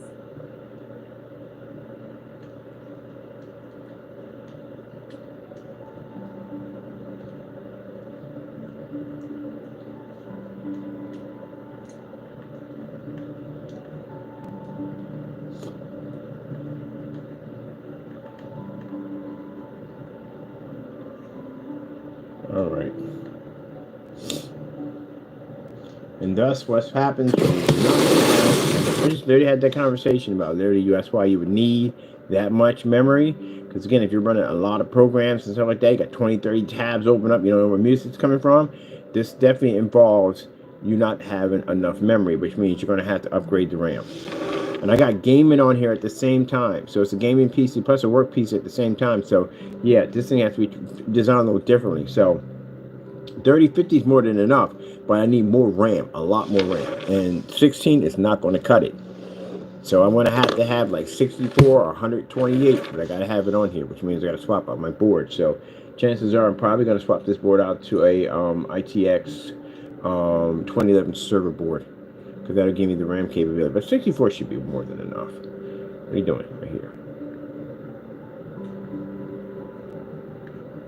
I think at the end of the day, did this site go down? No, I pay for my site. All of them. My sites are on my company accounts. My company accounts pay for all this stuff.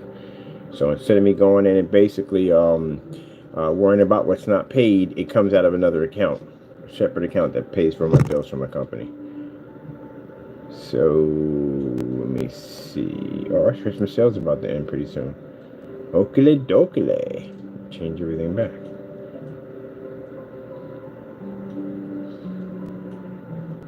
So this right here is the giant outdoor grid. If you want to ask us questions about how much we know about outdoor projection screens, yeah, we've done a lot, and we're still climbing on that. I got screens that date back, a lot of projection screens that date back to 7th screen. Different forms of ultra short throw projectors, all sorts of tests. They can get the screen out in the snow. Dual 150 screens. You talk about painting canvas and different materials and show you faster and easier ways to paint them. Screens, got a couple of them outside that I did. So yeah.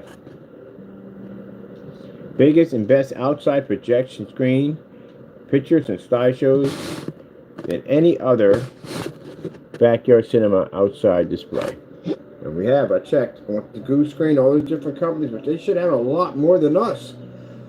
But, sorry about that, we have more. So, when we're developing this technology that we're working on, and mine, these were done on 720p projectors. And then no full projectors. These projectors cost me $270. You know, that projector over there, that one over there can run outside with no problem. That 50 lumen projector, $50 projector, they're fantastic for outside. So the image looks nice and sharp and beautiful. There's no washout, no discoloration, none of that stuff. You know what I mean? Dual screen setups, the duals and setups, and all that other cool stuff. At the end of the day, we're the videos and matching the cool.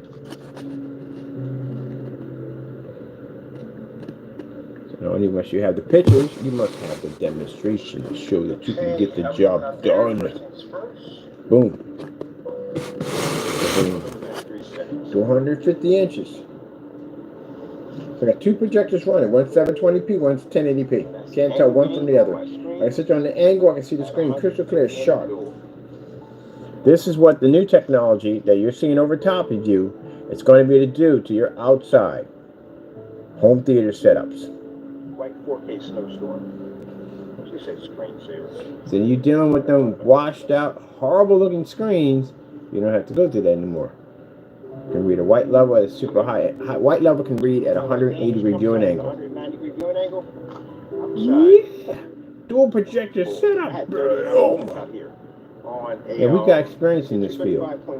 We can show you 8 ways from Sunday on how you can build and design your projection screen on every level you could possibly think of, because we've done it. I can show you build a suspension screen on a spring system. Yeah. Oh, what did I do? Just on your page, Bert. What are you doing? Oh. No, you're in Black Series Edition. You're on the wrong website. You don't have this website. Wrong website. Over one here. There we go. Back on this website. There we go. So that's why what we have over top is going to be a technology that's going to have a bleed-through capability, which means that if you're doing a front and rear screen that has for your inflatable screen, you only got to paint one side. It'll bleed through the other side perfectly. We won't have that problem. All right, people, we got to get cracking, Jackson. We got things to do. We got all this new screen paint technology got to come out. We got screens coming out. We got physical screens coming out under this technology right here. Baby right there. That's a new baby we're bringing out. That is the contrast shifting technology. No expensive projectors required. So, man, stop buying all those expensive projectors. You don't need to. Save that money. Put it someplace else. Shoot. Let's spend all that money for that. You don't need that. We don't spend it. And we're going to have something called budget projectors on our site, which you want to go and buy projectors. So you don't have to worry about navigating eBay. We'll navigate it for you. And we got plenty of merchants that we buy from. We buy all our projectors from eBay. And we're going to have a site. Basically, it's going to post. Hopefully, we get nothing in there. Merchants that we've done unboxings on and we got bad stuff in the end, we had to post them because, again, I don't want my customers getting ripped off. And I want to be able to point them in the direction of merchants we are doing business with that I know 100% that we have tested their products and they work. So you got to know your stuff at the end of the day. No doubts about it. You have to know it. We have over here, which is called Unmatched Demonstrations. Hey, where's my how-to page? There's my how-to page right here. If you notice, no one has these how-to pages. You know why? Because you have to have the experience and know what you're doing in order to get one of these pages. And if you notice, when you go to the other site, there's nothing there because they don't know anything. We actually came here and we built the screen from scrap wood from the ground up. I'm talking about put the frame together, basically put the material down, staple it down, treat it, paint it, display it, have fun with it right there from the door. That's me in there in the video. And these demonstrations, we have so many different demonstrations on how to build your own projection screens. If you're baffled about how to build a screen, we got demonstrations here galore. Trying to build just about anything you want. Levitating screens, hanging screens, all that. Different form of sprayer applications we use. Actually, there's this easy way to actually get the most out of your sprayer. It involves 2 sprayers, it does.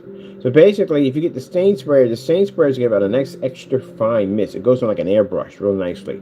The bigger ones basically shoot out a lot of paint. And you're not ready to use that. You can put down huge globs of paint. It can basically stutter and spit all over your screen. And you can mess it up. But you want that extra fine. But the problem is that the compressor that they have on the stain sprayers is too small. So what you do is you take the big boy compressor, put it on the smaller one, and now you can push out that paint with more force, but nice fine spray. That's how I was doing a lot of my screens. I was modifying the paint sprayer, swapping out the parts. They all fit too, by the way. So this shows you how to build all different types of screens. Building your own customized screens with these areas right here, so you can install speakers. Install speakers behind the back of your screens. Those are acoustics. Over here we built a. Hold on for a minute. Got that too far up. Let's see.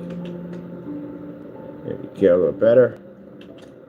There we go. Here we built a ground standing projection screen for motorized projection screen. Show you how to put that whole thing together, how to build your weight buckets and all that stuff. Different surfaces we paint on, everything from styrofoam, different forms of fixed frame screens, painted over bed sheets, tension projection screens. They're different from everyday projection screens. The tensions, done a few of those. Motorized projection screens and so forth. Come down here, more demonstrations on easy spray on applications, painting everything from 150 inches, 250 inches, 235.1s, 135 inches, and over 9 yard right there. Demonstrations on our products versus gray screens. As a matter of fact, speaking of gray screens, at the bottom of my desk, I have picked up some Apple Barrel. Is it pewter? Pewter? Yeah, I picked up that. We're going to do some demonstrations on that.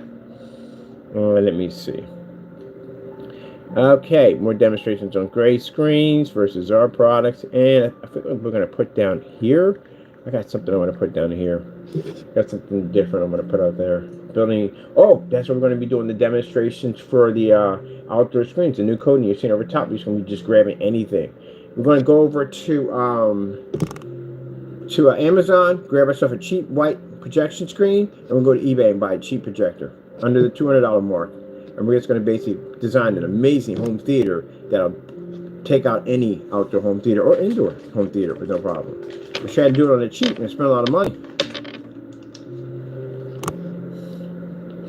Because most people think at the end of the day, I got to spend the money for this crazy, insane freaking projector because I'm outside. I got to spend more money for that projector because I'm outside. No, you don't. No, you do not. All right. Now, let's see. A couple of seconds. Look at the more page. Go to the more page. More page will show you all the cool stuff we have. The more page. Trash projectors. Customer demos. Stuff like that. We are going to put something here called budget projector buys. And this is going to show you it's going through eBay. How to shop. How to buy for projectors. What to look for. And I get the best and the most from your home theater experience.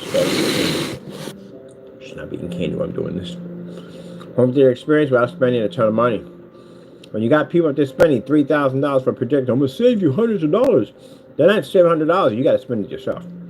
If you got to spend money yourself, at the end of the day, you can't save money for other people. It's like being an accountant and going bankruptcy 13 times. Think I'm going to trust you around my books? No. How many times you want file for bankruptcy? Oh, wait, we did it 9 times. And I want to trust you with my books? No way in the world. Got to give them the skippity pads. Skippity pads. All right.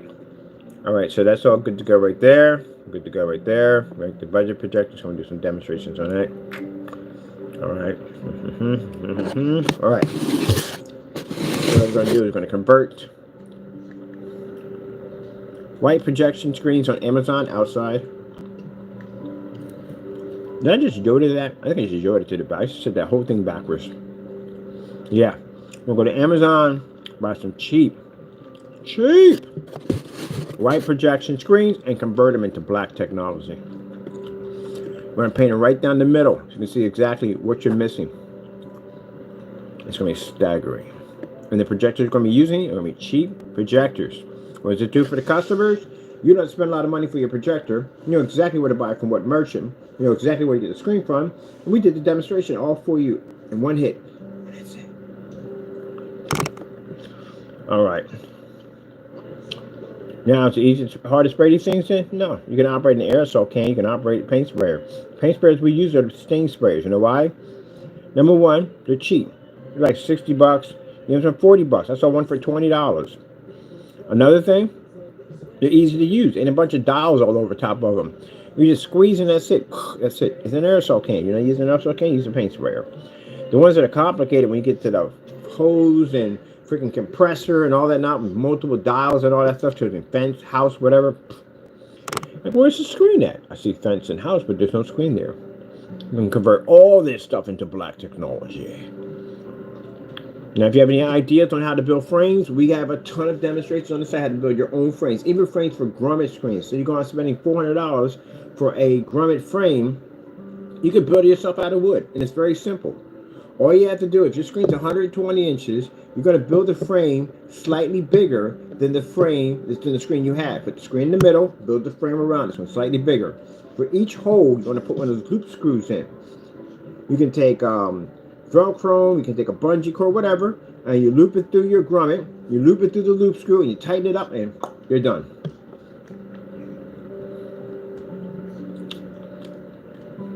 Outdoor tension frame with grommets.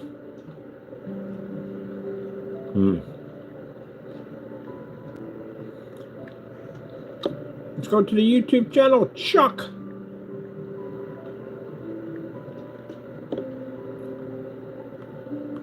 So, soon, we're going to be bringing out the Halo system, which the Halo system for this screen is about 9 feet long. It's big. Now, we've seen people try to repeat our Halo system. We know. We're flattered that they try. Oh, by the way, I can't express this enough. For those who have the P2, this is what you're supposed to be doing your projector, but you can't do it. See the demonstration they're showing off? That's how they advertise the P2. So when I see people with the P2 in these really dark environments with no lighting in there, that tells me from the door, the projector does work, your screen's failing.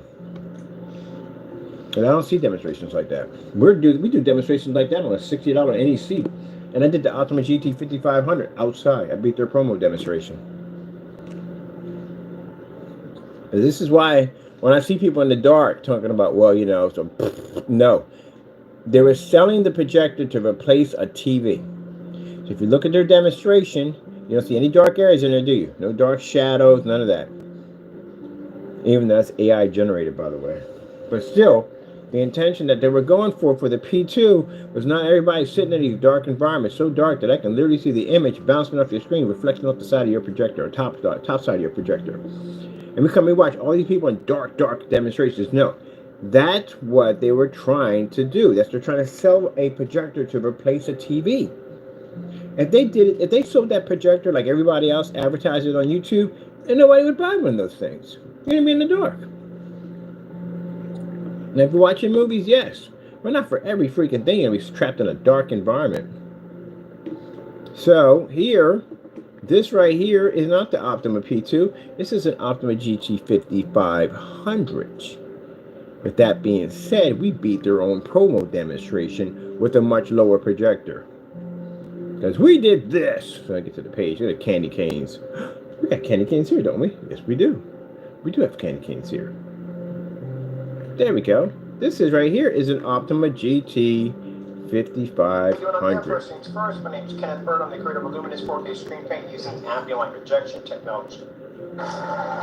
So we beat the promo demonstration.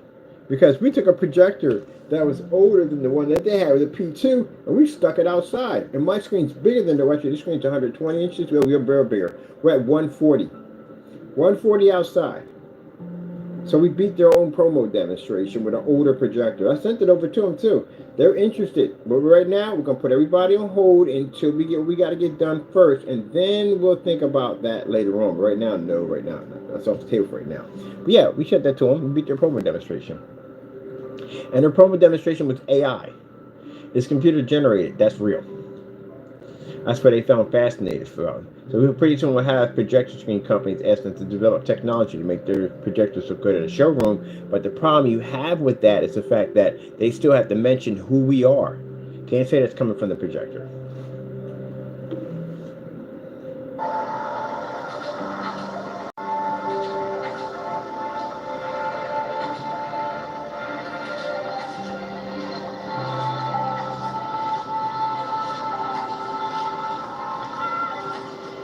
Yeah, beat their promo. And everybody else who actually owned the projector didn't beat the promo. They were all stuck in dark environments. Look, we got lighting coming through the windows. That's kind of not what they were advertising in their demonstration. They weren't advertising some dark environment in the day. Fully environment, that's what they're advertising. That's what they're trying to tell people. At the end of the day, you don't have to worry about basically being stuck in a dark environment. We give you that TV-like experience at a whopping 120 inches. We did at a whopping 140 inches. Heavens, Murgatroyd. So imagine what we got planned for in 2025, which we're going to be able to do. All right, let me see. 180-inch projection screen outside. Because we don't even have one of those things. That black projection screen. All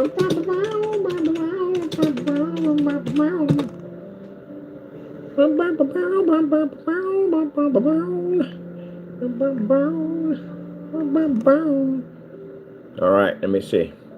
It's a Festivus for the rest of us. I literally have a friend that has a pole. He literally has a pole. It's hilarious. He has a pole up there. Got to do the feats of strength, my friend. Got to do the feats of strength. All right. Oh, there's my computer right there. I'm building my cardboard PC with Penelope and Henry. All right. Let me see. Did a paint down demonstration for there for the turn and convert that. So we got to find a tension screen. We put down tension screen down there. Tension screen. Grommets. Kaboom. Look to the archives. There it is in the archives. Already done already. We have this on the page to try to build your own screen. Now, some places will charge you like $400 or $500 for a metal frame, so you can stick a loop through and basically attach a piece of string or whatever to connect to a screen. $400. We show you how to do it for super cheap. So basically, simple. Piece of wood. That's it. And what you're going to do is you're going to build your frame bigger than the actual screen, all right? Only by about a couple inches. And you're going to put in a loop screw for each grommet. That's what you're going to do. And then put your screen in the middle and just tassel it in. Everywhere you have a loop screw at. And there you go. You made your own tension frame. Frame's very easy. It's 4 pieces of wood. You have L brackets on one side, L brackets on the other side. If you want to reinforce them to make sure it has more sturdy, put an L bracket underneath here, in between, underneath this. Underneath here, and each corner, L bracket from the front, L bracket from the back. That's basically about it. You want to make a nice little stand for it, then what you do is you put a plank here, you put a plank here. Now, if you want to make sure this stands up, what you do is you add, oh, I have to build all this, right? Basically, you're going to put in nuts and bolts. And you're going to put a plank here and a plank here. They're going to be like here and here. A little longer so you can stand your screen up. Nuts and bolts, you can easily take that thing apart when you want to actually remove it. So you put a plank system here. So you're going to put a plank on this side, a plank on this side, and you're going to basically drill a hole through there, and you can put nuts and bolts so that locks in. 2 of them, here and here on both sides. Now that'll allow you to stand your frame up.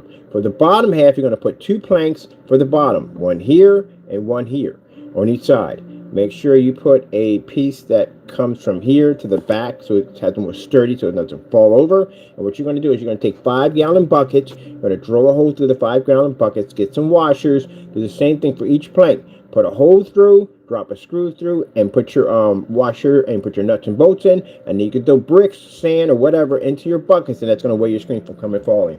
And you can do that from the front or back, either way how you want to do it. I'll show you how to build it in a portable standing projection screen setup. But this is how you make your own one. It doesn't cost you a lot of money. You can customize it yourself. Or customize it yourself. And that's coded with our amazing technology. You can build a tension frame for under 20 bucks.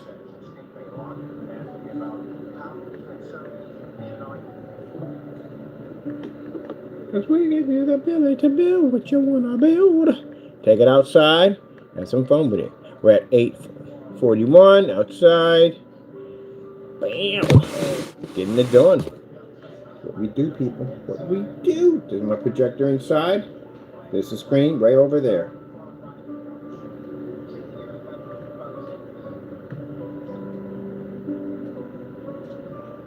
Outside on our technology. So, the stuff you're seeing over top in that caption would make this look like nothing. Because it has an FLE embedded into it. This is Supreme 8 can do this. But our FLE technology is way beyond an 8 right now. So, what we have when you go outside and you're watching your movies and sports, that is what you're going to pick up outside. It's going to look better than your cell phone when we get done with this thing.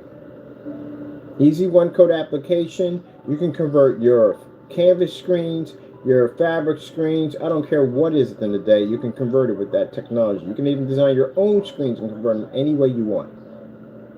Got an inflatable screen. It's washed out. You don't like it? Convert it. Easy one-code application and you're done. That's it. See my screen inside? I can go inside and watch my screen inside. The condensed lighting making contact with my screen and then show your screen outside. Got to be able to back your products up, gentlemen. I say gentlemen because we got people at the end of the day that want to be us. This is what we do. This is why our demonstrations are unmatched. It's on a 4K projector right there. those of you taking screens, you got condensed lighting way out here. You go, look, the light's hitting my screen. It's not hitting your screen.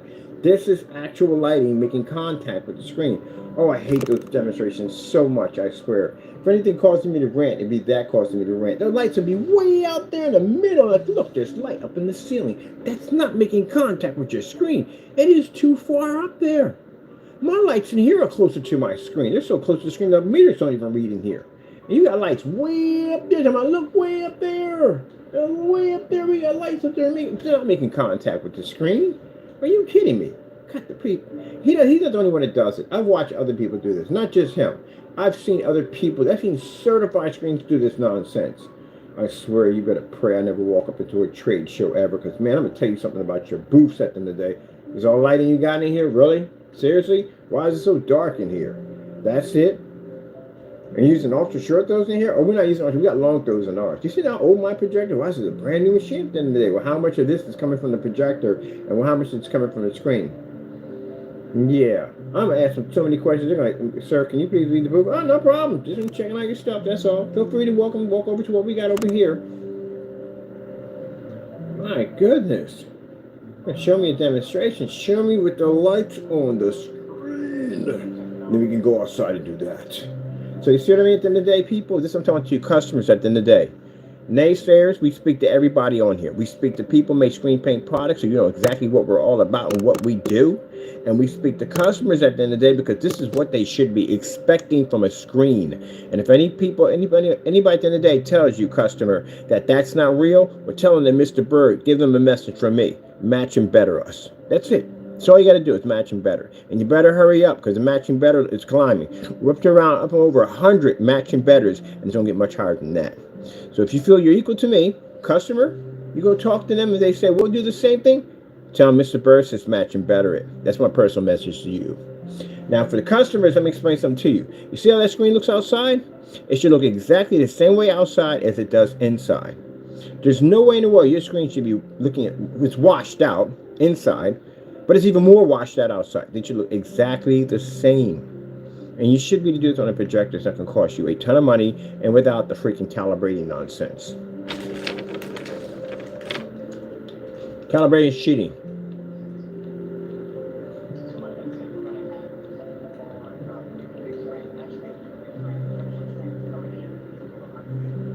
See? But they'll sit there and go, oh, but its demonstrations aren't real. Then tell Mr. Bird, give him a message from Mr. Bird. Match him better. I'm at least expecting to see 10 of them done by now.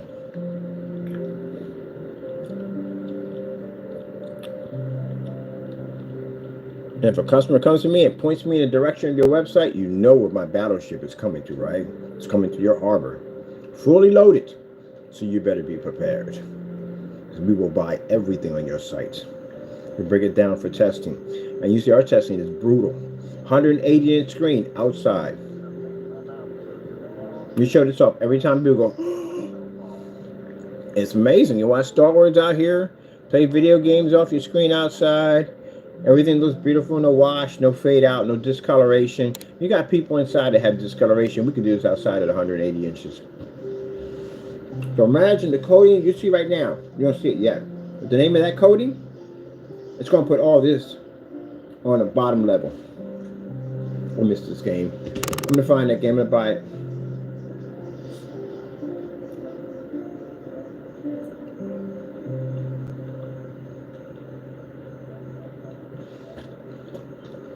How much my game was that? No, yeah, I beat that match. Here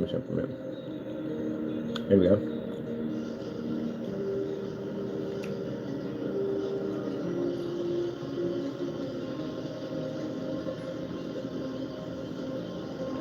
That's why I'm tired of seeing these washed out white projection screens, and it's not their fault at the end of the day. It's not their fault. They don't know about us. What are you going to do? We're going to do an outdoor setup for your family. Nice, beautiful backyard. You want to put a screen out there, you know what I mean? It's fantastic eating outside and watching a movie. It's nothing like it. Like watching TV outside, it's beautiful. We don't know about my company at the end of the day. So what you're going to do, you're going to go there and you're going to get yourself a high-end, expensive projector, right, to fix the white screen problem. And you're going to go outside and you're going to notice you can't use it. Now, in this time of the day, you won't be using it. So you got to wait till nighttime to use it. And at least the image looks somewhat better. But If you bump into one of my demonstrations, then you realize how much of the picture quality you have lost. That's why they contact us. They bump into us. But I want to make it so that people don't have to bump into us. That people can we're everywhere.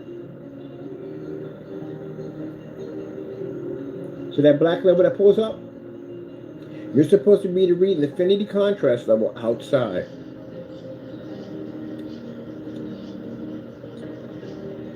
This screen should never look washed out.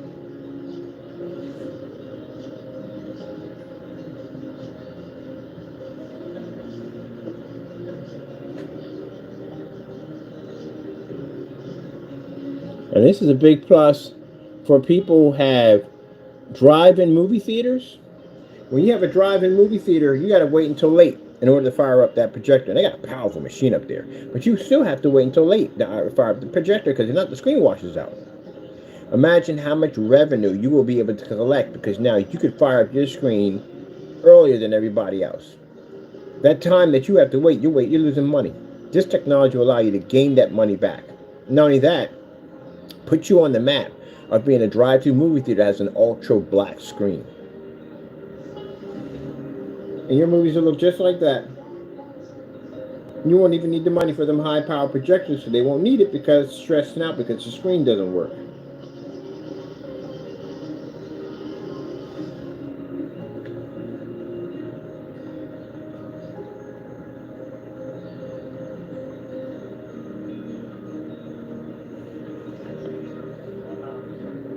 And those of you who have backyard displays, winter time is going to be passing soon. You'll be outside, cleaning off your patio furniture, getting ready for summer. So you have a screen outside that matches your whole setup. I mean, you got a beautiful outside setup. And if you have something in everyday backyard to make a difference, your screen should not look like it's washed out. It should look exactly the same way like your TV does inside.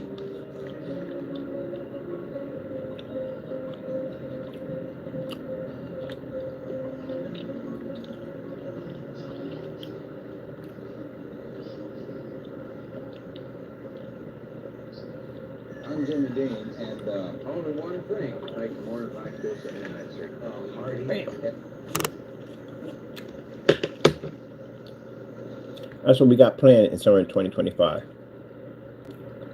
Before I was in this yard, and I would look at this technology and I go, I feel trapped. I feel trapped because I can't get my technology out there for other people to see it. I'm the only one looking at it. That's what it felt like. Even though I had it on YouTube, it still felt like I needed other people to see this technology. And now the spot I'm in right now, I'm out of the yard. I'm into an office where I'm going to have this technology splattered everywhere. That's why I sat in my sister's laundry room. I did the paperwork, got the stuff done, everything I need to get done. So for this day that I'm standing here right now, that I can take my technology, go to any park, any trade show, any convention, anything, any fair, whatever we're having, and I can advertise this technology. The contracts we have coming in for this company will allow us to be able to advertise our massive screens anywhere we want. For, we're going to have movie night in Allentown and stuff like that. And this will allow me to be around big people that have the ability to open up doors, that get us access to areas that we need to be at to grow our company.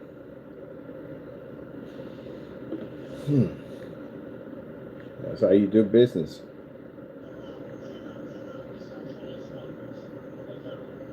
Customers at the end of the day are not trapped in looking at washed out white screens that can't even produce an image properly. And yet you got to keep spending money for high expensive projectors. That projector in a demonstration cost me $300. That's a Sony VPL Sony VPL FH30. You get this for $20 now. That's right, that's 20. You can get it for $200 now. I paid $300 mine when it came out. Well, not when it came out. Mine came out, I paid $3,000 for it. No. Mine's a little bit more expensive, but $300 is cheap. Consider the freaking price tag. I see on some people's setups outside.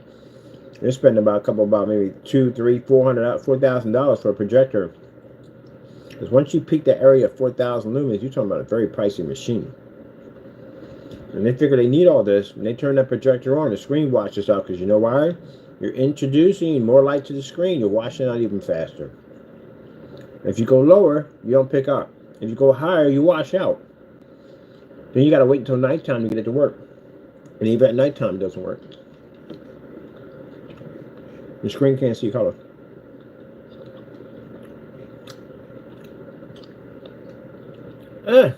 Man.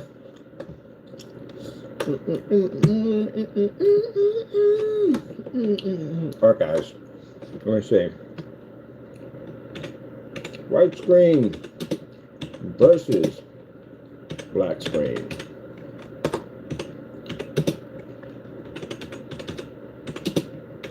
Outside. Bam! Yeah, we've done all these tests. I can go to my page and pull up kinds of stuff. We've done these tests already. So, we had to do these dozens of times. What's the difference between your screen outside? We even had a customer do it for us. Customer did a demonstration for us. See? That is the white screen on this side. That's our black technology on this side. See that massive difference? Yeah, customer did it for us. So even in the dark, your screen, white screen, does not work for jack. When we do a splatter screen, we've got a splatter outdoor screen we're going to be showing off. So you're literally how much you're missing from your projector. That's a massive difference, isn't it? Yep. There you go. Customer demonstration. Showing off our amazing black technology. Oh, here's a kicker one right here. Splatter screen outside.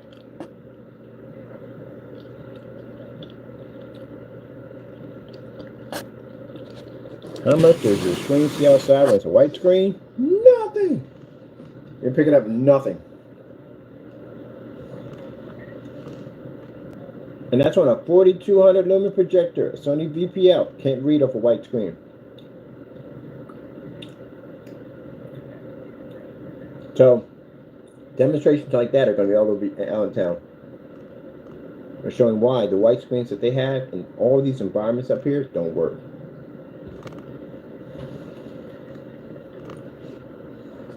Can't be a little hiccup. Can't be going over to a screen telling me, oh, we have a yellowish color or yellow. That nonsense excuse crap. You know what I'm talking about. Can't have that up there, man.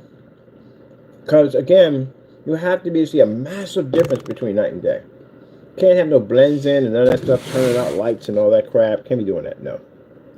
It's Batman.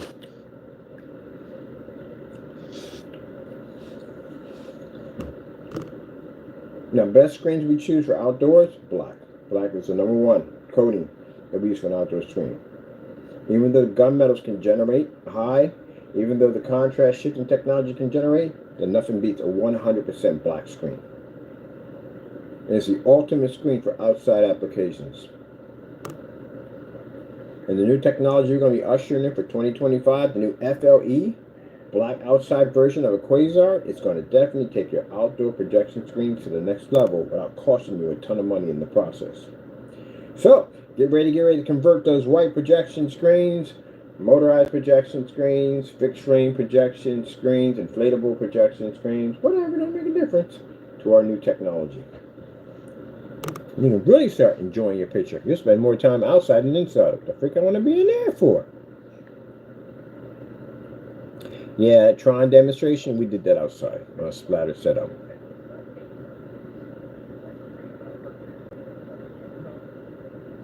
If you want to show me Tron demonstration, like, look, I got the same thing you got. Really? No, you don't. Please stop doing that.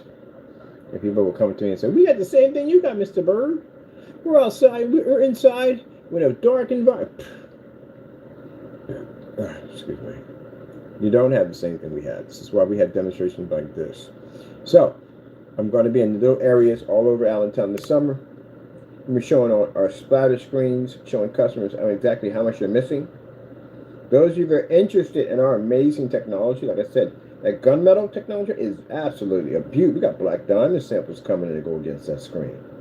And then we're going to put in a 9-foot bar system. Now, mind you, the person who calls himself doing a bar system, a halo system, why are your lights out? I don't know why people do this. If you're doing the exact same thing as me, your lights have to be on. I always have my lights on in demonstration when we do a bar halo system. Because again, it makes it funner. It's more like to the screen. I gotta go run down and pick up a lamp right now. I wonder if whatchamacallit is open. I need to go pick up a lamp. Because by the time my bar system comes in, I want to have all my lights on here. I want to have the bar lights up here. And I want to have light bulbs, a lamp laying against the screen. Because if you're going to mimic me, anyone, that's for anybody, anyone's going to mimic me, please keep in mind. Don't put a little light over top your screen and go, oh, we're doing the same thing. Don't do that. Get yourself in the same environment. I'm in the office environment. I'm in commercial. You have to be in the same environment. You're going to be in a commercial environment. You're going to be on a long throw because we're on long throws. We're going to use ultra short throws where the demonstration is too easy. The distance throw is much funner for us. And you're going to be doing it in an environment where your meter will not be able to function. That's how we know we got a good amount of light in there to hit that screen. You're going to put the halo system. Now, our halo system actually stretches from one end to the next screen. The other one we have actually wraps around the full screen. And you're going to do that with a lamp now in the middle of your screen. That's a new challenge for us. Or challenge for everybody else. Max out zone. This is actually fun. We haven't done a max out zone. A max out zone with a halo system has to deal with the light in the environment, which is going to be brutal. It has to deal with the halo system on it and a lamp in front of the screen. Projector's going to have to push through the light to hit it. Sorry, people. That's the kind of stuff I like to do to my stuff. I get excited about that kind of stuff. Gotta push the envelope. Can't fake it. You gotta get it done. Now, I got ideas to build this crazy PC. It's in my head. I don't know what to do with it. I gotta get it somewhere. I gotta put it somewhere. Alright, people. Get ready. Now, as I said before, those people at the end of the day are making the same products day in and day out. We got a new product line coming up for 2025, all ready to go. And they, whatever's left of them, they still have the same stuff. The other guy's website shut down. He's gone. The other one's still there, but there's no activity on his site. Yeah, I had a TV there the whole time. Did you know that? I had a 50-inch TV there the whole time. I never used it. Ever. Not ever. Didn't need it. I could fire up in fully lit environments. Yeah. The whole time I had an LG 50-inch TV. The whole time. Brand new, too. They gave it to me. I never used it. I left it there. I don't need TV. We don't use them. What do we need a TV for? We got the monitor here. We do this for work.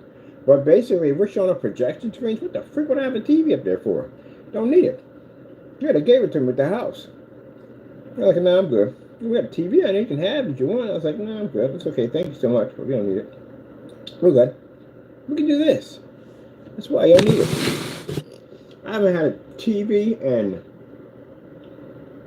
I'm talking about watching the TV? No, in years. I mean, like 10 years, 10, 12 years. It's a long time. I haven't bought a TV. I'm going to other people's houses and I watch your TVs. I don't see a difference in my technology. We've done TV technology. Look at that. Look how amazing that color. Look. Look how amazing that looks. I can't wait till we do some outdoor screens out there and show them off in the park. We're going to get a lot of people. When I was at the hospital and I was showing the woman that set up in here, she's like, it looks just like a TV. Because again, they're used to being on white screens. That's why. All right. We dropped 2 hours in this, people. 2 hours of talking. But it was so much that needed to be said. We're going to talk a little bit about the gaming, because we got gaming technology coming out. We got the new silver exotic technology coming out. That's going to fix the problem with those Valve and WeMax projectors are dealing with those. They're just a shame. Give them a gray screen. How you going to give them a gray screen? Come on. They got poor enough contrast as it is. They need something to help them produce better contrast, not weaken the contrast. Gee whiz Louise. Anyway, and we have a new version of the QUASAR. We have an Eclipse QUASAR coming out, an ultra dark black screen. That also involves a spray-on application technology, but it's a little different. It's a spray-on, but it involves an ultra black screen. Yeah, so we have so much cool stuff we're gonna be working on. It's not even funny. Apex also too comes with an invisible version of it. There's an invisible version of Apex that's coming out too along with it. Those of you into rear projection, driving games and stuff, you can put your projector here and not worry about having it behind you, hitting the back of your head. You can have it right there in game. Oh yeah, we're doing some pretty cool stuff, people. Some really exciting stuff, so I can't wait. Got a lot to do. Hope you enjoy your Christmas. Have a Merry Christmas. I got to be back in a few minutes. I got to build me a cardboard PC. I'm going to build it fast and quick. Something I'm going to set up. Yeah. So I'm definitely building one of those. And take a look at Henry and Penelope, which are on the other PC builds. All right. Hope you enjoyed. Thank you for your time. We'll be back in about a few minutes. And enjoy your Christmas on top of that. And happy birthday, Jesus. Gotta go, people. God bless. I'll be back on later on.